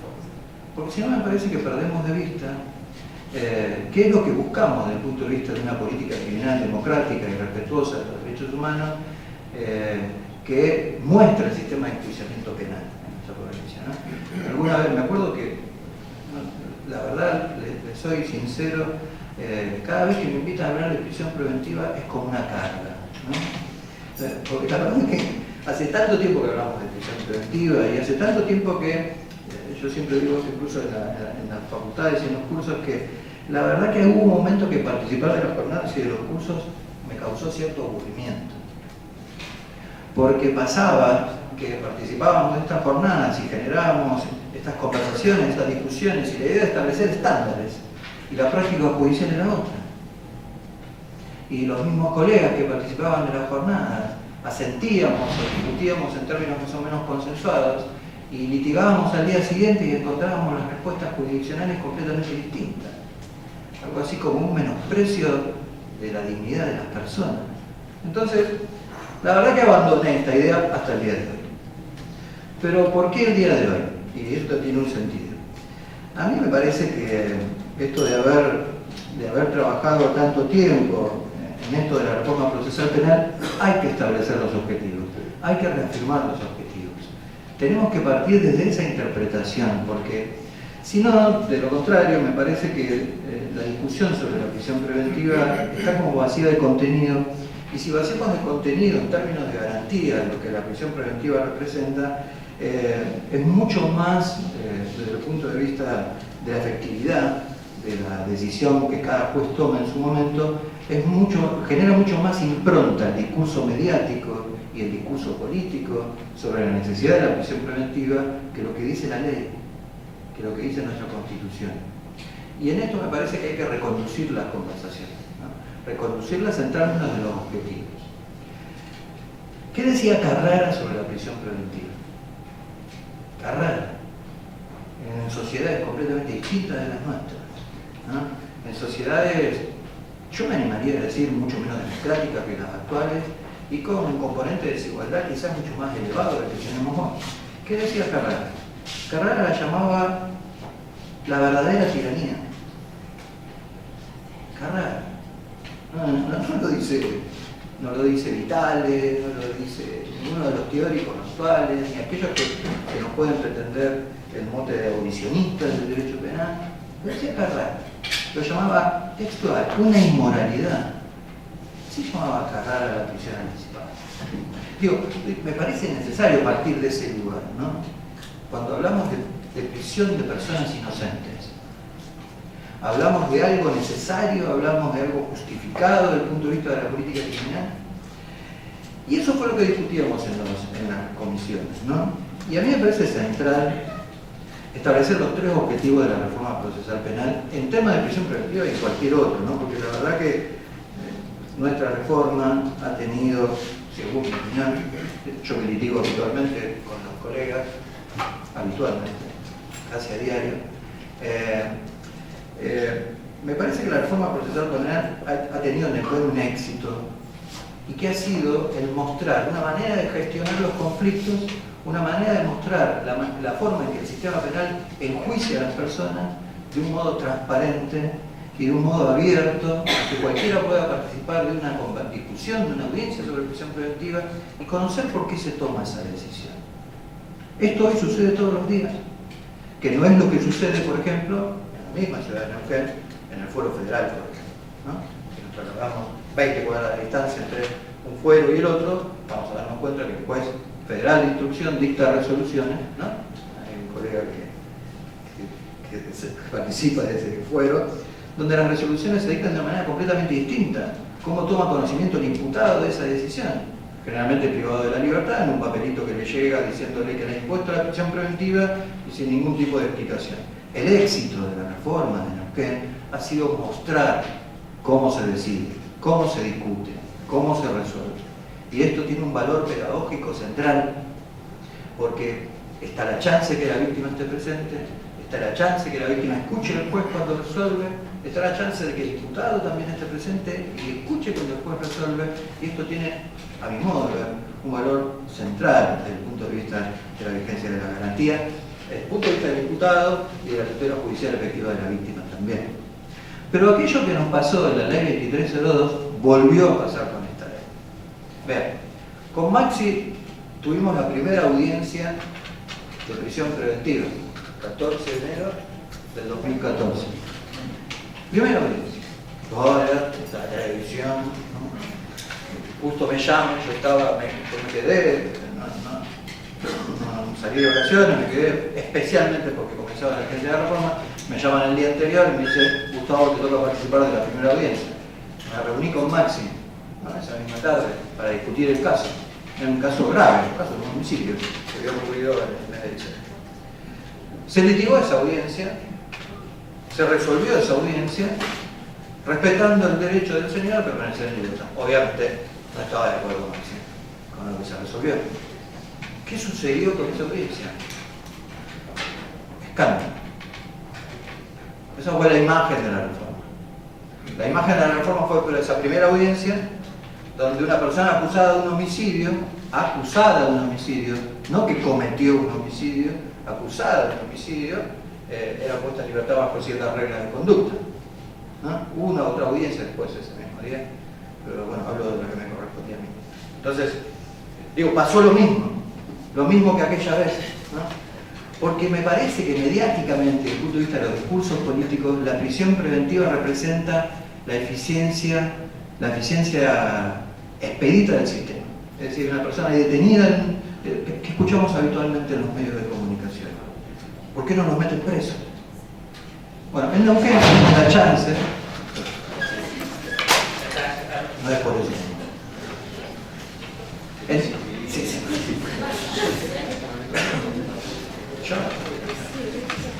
Bueno, a fin de cuentas, no te bien. La verdad es que yo creo que este es el valor sustancial que ha mostrado la reforma, ¿no? La reforma nos ha permitido establecer, parece que falta construir bastante sobre esto, la necesidad de que la oralidad representa esto del valor pedagógico, ¿no? El hablar hacia el usuario del sistema. El usuario es el imputado, es la víctima y son las personas que participan en la sociedad. A esas personas nos dirigimos en las audiencias, probablemente no a nosotros que conocemos estas reglas y participamos habitualmente de esto, sino en generar esto del valor pedagógico hacia la sociedad. Me quedan 5 minutos para hablar de por qué los anacronismos. Bueno, la verdad es que los anacronismos parten de la propia reforma que implementó el sistema político desde el artículo 114 y siguientes. Y miren, en esto de redactar leyes, la verdad que he tenido la suerte de participar de varios proyectos en distintos lugares. En esto de redactar leyes, así como el lenguaje para nuestra profesión no es neutral, sino inocuo, las leyes tampoco lo es. Y el problema central de la reforma que propuso el poder político de la reforma procesal penal es que cambió la centralidad de lo que se había discutido antes. ¿Por qué digo esto? Quizás pueda parecer una cuestión demasiado yendo al punto, ¿no? Pero en la reforma, en el modelo de la ley procesal penal de Neuquén, antes de esta reforma, la ley utilizaba una palabra clave, ¿no? Y esa palabra no era producto de la casualidad. En la comisión redactora la habíamos pensado especialmente para que quedara claro cuál es el estándar desde el cual la prisión preventiva debe ser evaluada. ¿Cuál era esa frase, esa voz clave? La palabra clave, la frase clave era: la prisión preventiva solo procederá. Solo procederá. Cuando el resto de las medidas alternativas no cumplen el mismo fin. Solo procederá. ¿Cómo reemplazó el poder político? Un proyecto, creo que surgido del propio Tribunal Superior de Justicia, esta expresión tan clara: solo procederá. Lo reemplazó con la palabra se podrá aplicar. Solo procederá implica una obligación y un deber del Estado. Se podrá aplicar implica una facultad del Estado. En cambio, es central, es sustancial, porque como bien dijo Karina, la mayoría de las regulaciones del artículo 114 ya estaban previstas. En verdad, uno podría discutir, bueno, hace falta colocar qué es el arraigo y el resto de los elementos, podríamos conversarlo. A nuestro modo de ver, ustedes se habrán dado cuenta, la reforma procesal penal tiene, el código actual tiene muy pocos artículos comparados con otros modelos inquisitivos. La idea también de aquellas épocas de la reforma era establecer una ley procesal por estándares y no por principios y no por reglas, ¿no? Los modelos inquisitivos suelen tener muchas reglas y artículos innecesarios, ¿no? Redujimos la mitad de la cantidad de reglas. Y esto tenía un sentido también. El sentido era: establecemos principios, estándares, no reglas. Entonces, en esto de establecer reglas, está claro que la reforma cambió centralmente todo. Cambió la manera desde que la subjetividad de los agentes pueden tomar una prisión preventiva. Porque desde la objetividad, a lo que se va a aludir Maxi, la verdad que me hubiera gustado hablar después de Maxi para criticarlo todo después, pero me pusieron en el medio, con lo cual no me queda otra que anticiparme, claro. Me anticipo como hacemos en las audiencias todos los días. La verdad es que podemos discutir que hay parámetros objetivos para establecer los riesgos procesales, y por supuesto que los hay. El problema no es tanto la objetividad de los parámetros, el problema es la subjetividad de los agentes en la toma de la decisión. ¿Cuánto cambió en la subjetividad de los agentes esta modificación tan central de la reforma como innecesaria? Yo no conozco que haya estadísticas, la verdad estoy tratando de averiguar. La defensa pública se me dijo que alguna vez habían hecho un intento de estadística. No hay ninguna estadística oficial de cuánta prisión preventiva hoy tenemos en Neuquén, no la hay. Pero en términos generales podríamos decir, no tomemos Neuquén en nuestro país, que casi, creo que lo superó, pero casi el 50%, uno de cada 2 personas privadas de la libertad en Argentina, son presos sin condena. A los colegas que hacen derecho civil les consulto. Yo no lo hago, no lo haré, ni lo haría jamás, porque no me gusta el derecho privado. Pero imaginemos a los colegas que hacen el derecho civil, les consulto. Si ese mismo porcentaje de procesos cautelados hay en procesos civiles, ¿hay un 50% de procesos cautelados en las causas civiles? ¿Un 50% de los procesos civiles reciben cautela previa? Por supuesto que no. La pregunta es, si en los procesos civiles, donde tenemos en general discusiones de cuestiones económicas, por supuesto muchas otras no, mucho más complejas, estado de familia, etc., pero fijémonos en las cuestiones económicas, no cautelamos el resultado. ¿Por qué lo hacemos cuando hablamos de la libertad de las personas? Porque el problema es que la libertad de las personas en el sistema de enjuiciamiento penal se produce algo así, en mi opinión, como una especie de catarsis social, ¿no? Algo así como una idea de fijar en el imaginario colectivo de la sociedad que todos estamos en riesgo. Y esto de ningún modo es cierto. Y como estamos todos en riesgo, la única manera de ponernos en riesgo es de protegernos. ¿Y cómo nos protegemos? Nos encerramos antes de tiempo.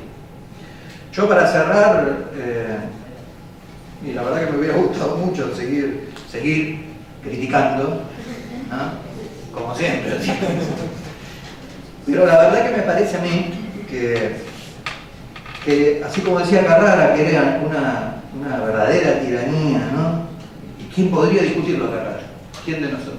¿No? Y que decía que era una verdadera injusticia, una inmoralidad. Digo, esa palabra que es contundente, ¿no? Es una inmoralidad.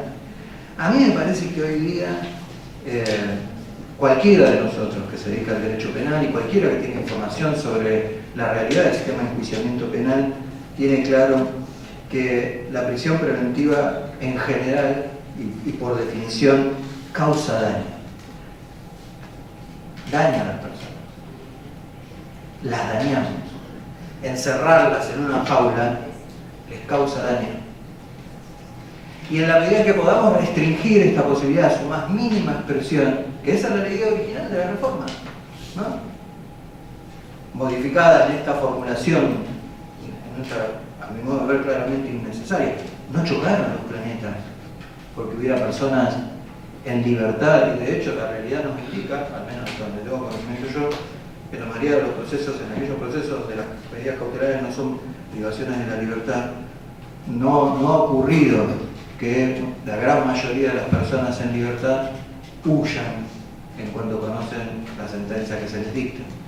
Por supuesto que los casos los hay, pero son los mismos, en la estadística al menos de las que yo conozco, no hay un agravamiento, no hay personas que se fuguen más porque las ponemos en libertad. Las personas concurren a las audiencias, debidamente asesoradas, se enfrentan al proceso penal y, al menos en los casos que nos tocan, nos intervienen a nosotros, se presentan cuando tienen que quedar detenidas. No chocan los planetas, no se produce un maremoto, no destruimos el sistema de enjuiciamiento, producimos daño. Y a mí me parece que esta necesidad, hay que evitar esto, y a mí me parece que solo esto es posible a partir de un cambio en nuestra propia subjetividad, ¿no? Que por supuesto que habrá supuestos absolutamente excepcionales en los cuales deba disponerse esta prisión preventiva. Y como última cuestión, aprovecho contarles una experiencia personal, ¿no? Esta posibilidad que yo tuve de conocer algunos otros lugares.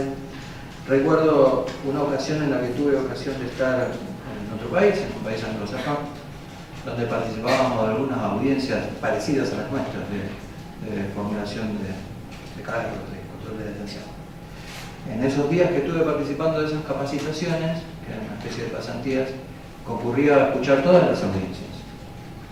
En todas esas audiencias, que fueron muchas, la verdad que habría que hacer una jornada para mostrarlas, porque hasta los videos tengo de esas audiencias, no escuché nunca, ni una sola vez, a un fiscal pedir la prisión preventiva de una persona. Nunca. Ni en el hecho más grave. Y esos modelos funcionan. No es que no funcionen. No, esos modelos no tienen personas prófugas por todo el país dando vuelta, intentando ocultarse para no cumplir con sus compromisos.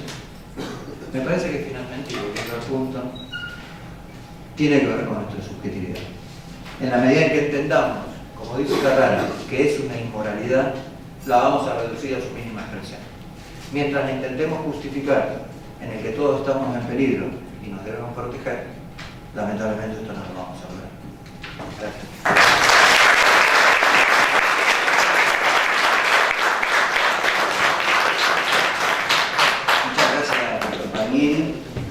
Vamos a cerrar este panel con el doctor Maximiliano Oreiro Rey. Actualmente se desempeña como fiscal jefe de la primera circunscripción judicial de Neuquén. Como está preanunciando, nos va a disertar sobre prisión preventiva y parámetros objetivos. Gracias. Bueno, gracias por la invitación. Gracias, Verónica, por exigirme tantas veces el currículum y le dije que no, que simple, y eso me da 30 segundos más para hablar y es bastante bueno con los tiempos que tenemos. Y lo segundo por lo cual estoy contento es hablar después del doctor Palmieri. Igual no estoy hablando. Siempre pasa que empiezo yo y me contesta él.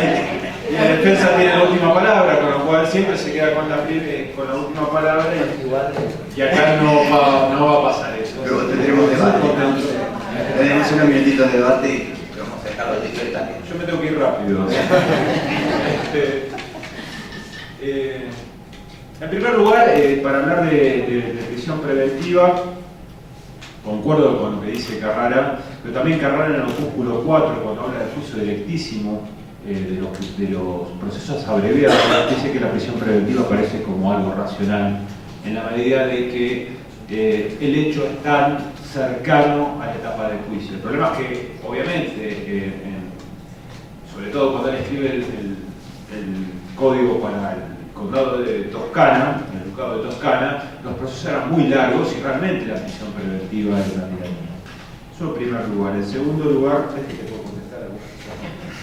en segundo lugar, la realidad marca que en la provincia de Neuquén la prisión preventiva está por debajo de la media nacional y es la única provincia que tiene mayoría de condenados de presos preventivos. Esa es la realidad de Neuquén. Y en segundo lugar es de ya hablar de cuestiones objetivas, sino ya también yo estoy bastante cansado de hablar de los fundamentos constitucionales o filosóficos de la prisión preventiva. Me parece que, y estoy de acuerdo con el doctor Palmieri en esto, estamos en discusiones ya más de avanzada y tratando de llevar la medida cautelar de excepción, que es la prisión preventiva, a esa excepcionalidad y tratar de llegar a parámetros objetivos. Ya mucho de lo que hablé y comparto en su mayoría con la doctora Karina Álvarez ha adelantado eso. ¿Qué cuestiones por ahí no se hacen demasiado hincapié o no se pone el foco de atención en un pedido de prisión preventiva que, vuelvo a aclarar, es la última ratio dentro de las medidas cautelares? El supuesto material.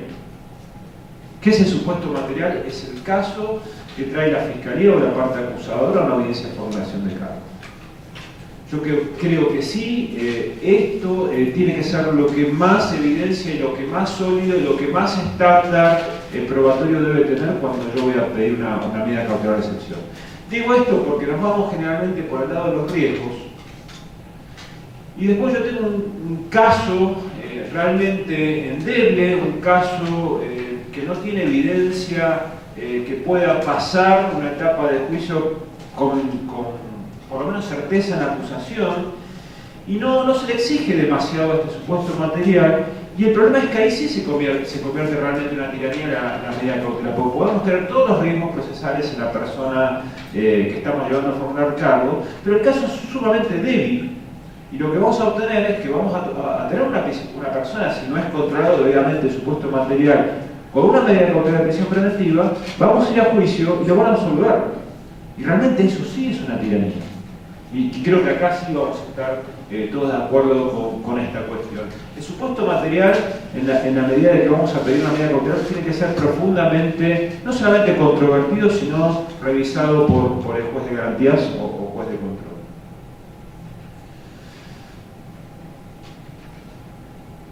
Procedencia objetiva. Digo esto que parecería una obviedad,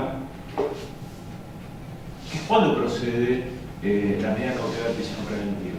Cuando no proceda la pena de ejecución condicional. Digo esto que sería algo que no deberíamos ya discutirlo, pero en Ciudad Autónoma hace unos meses atrás conocimos a este personaje, Alejandro Radetic, traje las fotos para que se acuerden de a él. ¿Qué lograste la chica? Porque eran las fotos que teníamos.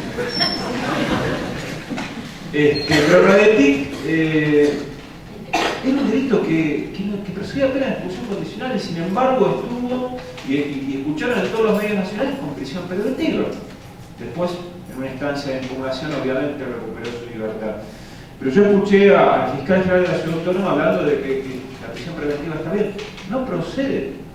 Si una persona no tiene la probabilidad, mediante una sentencia condenatoria, de ir preso, ¿cómo vamos a cautelar algo que no va a proceder jamás?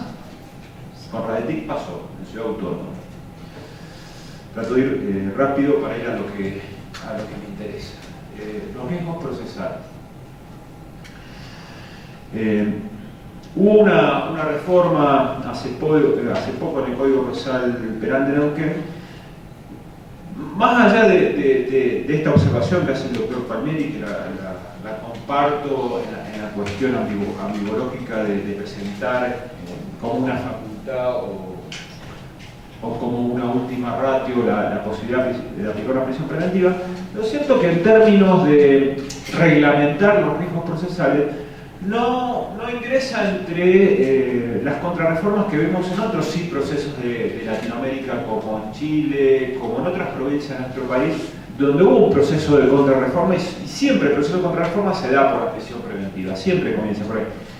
Yo creo que en este caso no pasó así. Yo creo que han reglamentado los riesgos procesales. Incluso en la segunda parte que habla de riesgos sobre la víctima o su familia, yo no creo que es un nuevo riesgo, por lo menos yo interpreto eso, sino que viene a complementar el riesgo de entorpecimiento en la investigación. Viene a reglamentar nuevos riesgos procesales, pero nada implicaría que se hubiera hecho esto igual con los dos riesgos procesales que ya teníamos, es decir, entorpecimiento en la investigación y no someterse a proceso. Digo no someterse a proceso porque esto es conocido, y acá alguno va a discrepar conmigo, pero el código habla así, textual, no someterse a proceso, y esto se ha naturalizado como riesgo de fuga. Yo entiendo que son dos riesgos distintos. No porque alguien tenga un riesgo de fuga implica que no se va a someter a proceso, y no por alguien quien no tenga un riesgo de fuga implica que se va a someter a proceso. Son dos cosas distintas, por lo menos para mí. Para poner un ejemplo muy cercano, así les puse Radetic recién, el rey de la Saladita. Bien. El rey de la Saladita tiene domicilio, gran domicilio, lo vimos todos, con pileta, cancha de tenis, tiene trabajo, es legal, tiene sociedades anónimas, después puedo buscar, no sé cuál es el delito por el cual se lo persigue realmente. Supongamos que ese delito no presidió una pena de ejecución condicional. Y supongamos que al rey de la Saladita lo citaron 20.000 veces con cédula, y la policía, que también forma parte de la organización de Saladita, no viene, no lo vamos a detener. Y cuando va la policía a detenerlo, lo recibe a escopetazos, como lo recibió la otra. Yo no creo que el rey de la Saladita se vaya a jugar. Realmente no creo. Tiene su casa acá, tiene su trabajo acá, gana no sé cuántos millones por día. Lo que sí estoy con posibilidad de evaluar, no sé de asegurar, pero de evaluar, que el proceso no se quiere someter. Y son dos cosas totalmente distintas. Me escucha Leticia Lorenzo y empezamos las trompadas en esta jornada, a quien quiero mucho, pero disentimos en esta cuestión de lo que significa riesgo de fuga y el sometimiento a proceso. En los casos de Neuquén, podemos tener personas que tengan un gran arraigo, que hayan nacido en Neuquén, que culturalmente se desenvuelven en un determinado territorio, tienen manejo del territorio, porque no estoy haciendo derecho penal de autor, aunque los riesgos procesales tienen que ver mucho con esto, tienen que ver con las calidades del autor, pero no viene, no cumple con los comparendos, tiene rebeldías en todos los procesos que tiene abiertos, cada vez que es citado a audiencias no viene. Esa persona no se va a someter a proceso, lo cual no quiere decir que se fugue, porque cada vez que hago un allanamiento lo encuentro en su domicilio. se desenvuelve en el mismo lugar territorial. Pero el código no habla del peligro de fuga solamente, habla de no sobre el tercer proceso, y creo que es un nuevo, que es el riesgo que debemos diferenciar claramente, donde el riesgo de fuga es un componente más. Mi novia Polly. ¿Alguien vio la película Mi novia Polly? ¿Sí? Sí, no se acuerdan de Mi novia Polly. Yo no sé si se va a escuchar, pero está en traducción un fragmento que yo quiero que vean, porque tiene que ver con el trabajo de Ben Stiller. ¿Se escucha, no?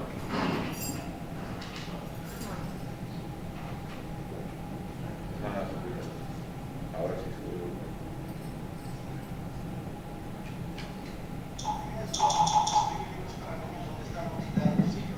No se escucha nada, ¿no?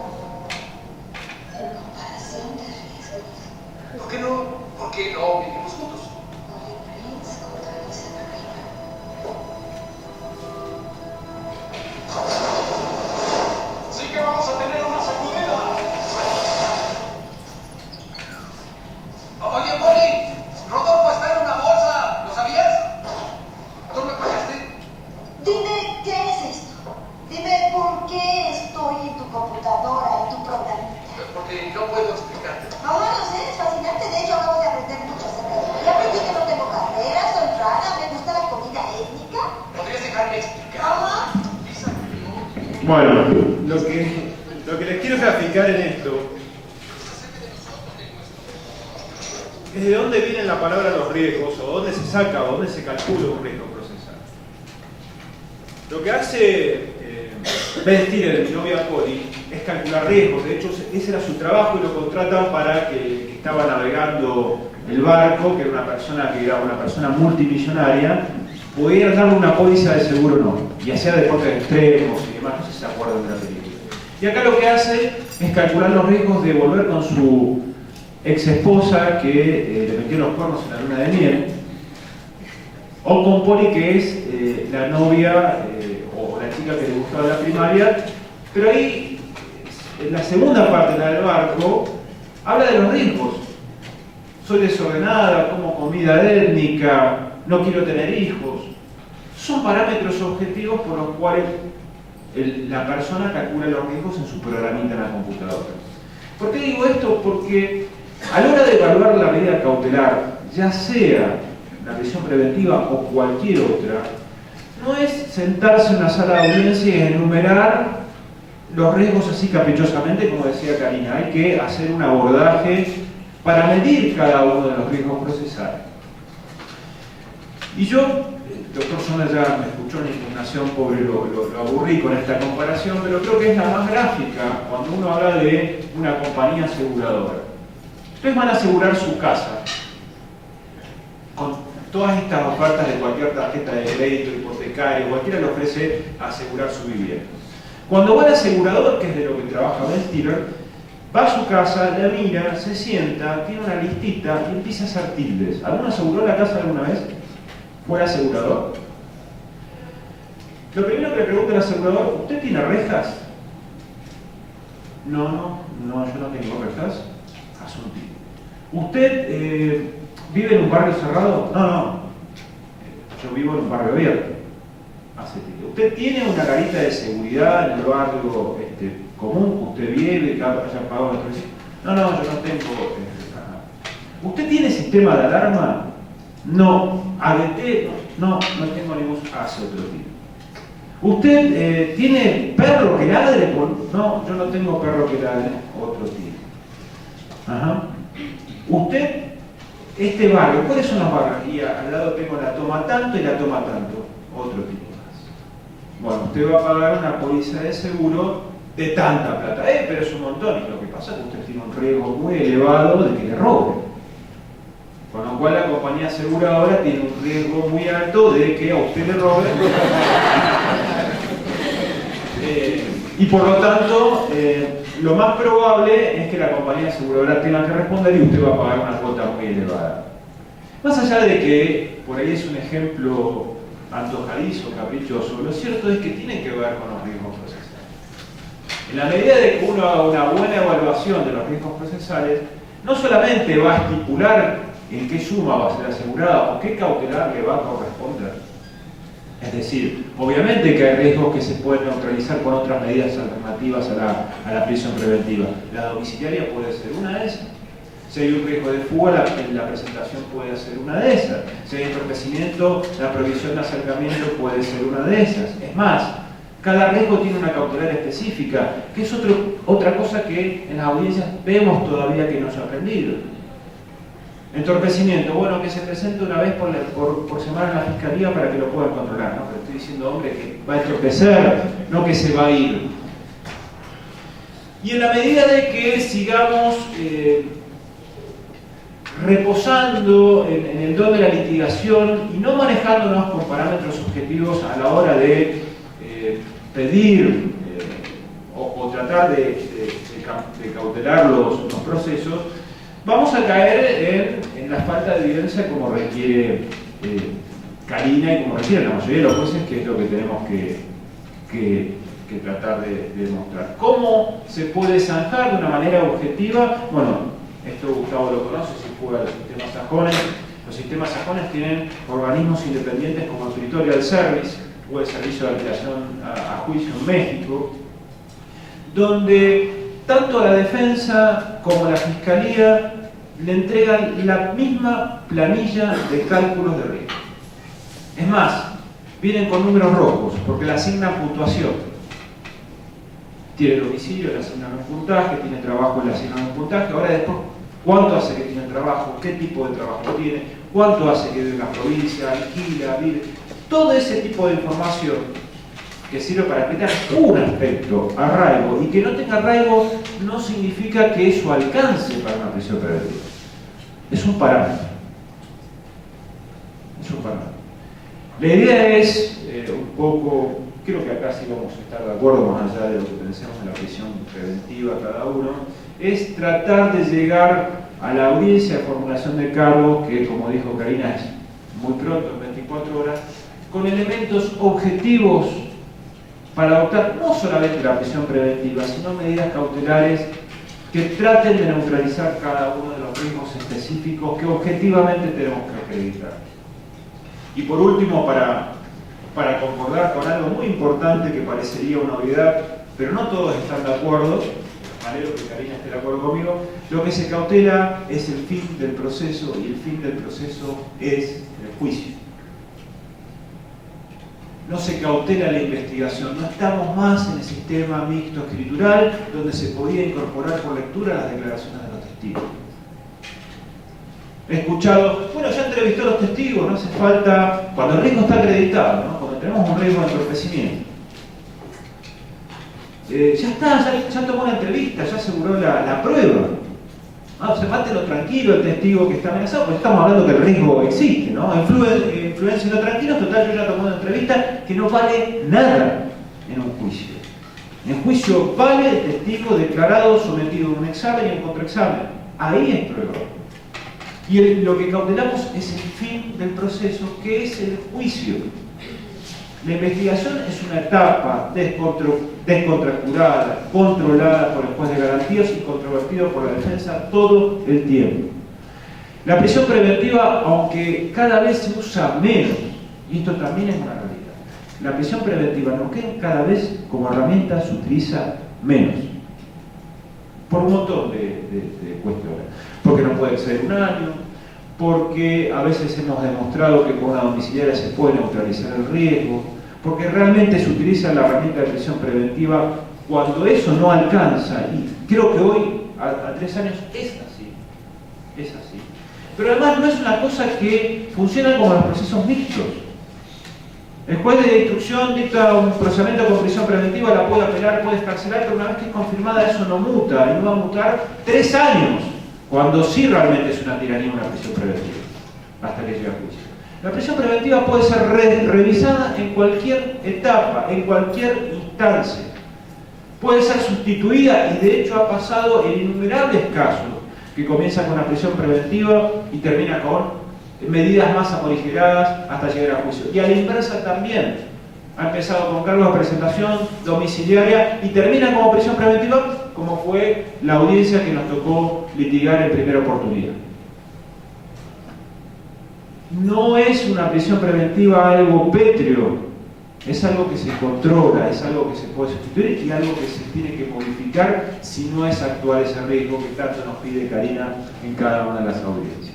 Entiendo de que los avances de tercera generación en términos de prisión preventiva es tratar de lograr parámetros objetivos y soluciones adecuadas a cada uno de los riesgos que se pretende cautelar. Muchas gracias.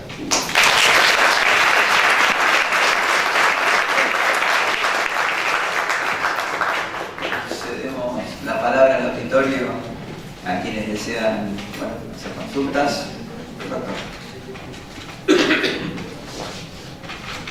Yo quería hacer una pregunta en realidad un poco a los 3 panelistas. El plazo máximo del artículo 119 o la excepción y la excepción que además contiene este plazo máximo a los casos de procedencia de la aplicación del procedimiento para delitos complejos, ¿no les parece excesivo? A mí personalmente sí, pero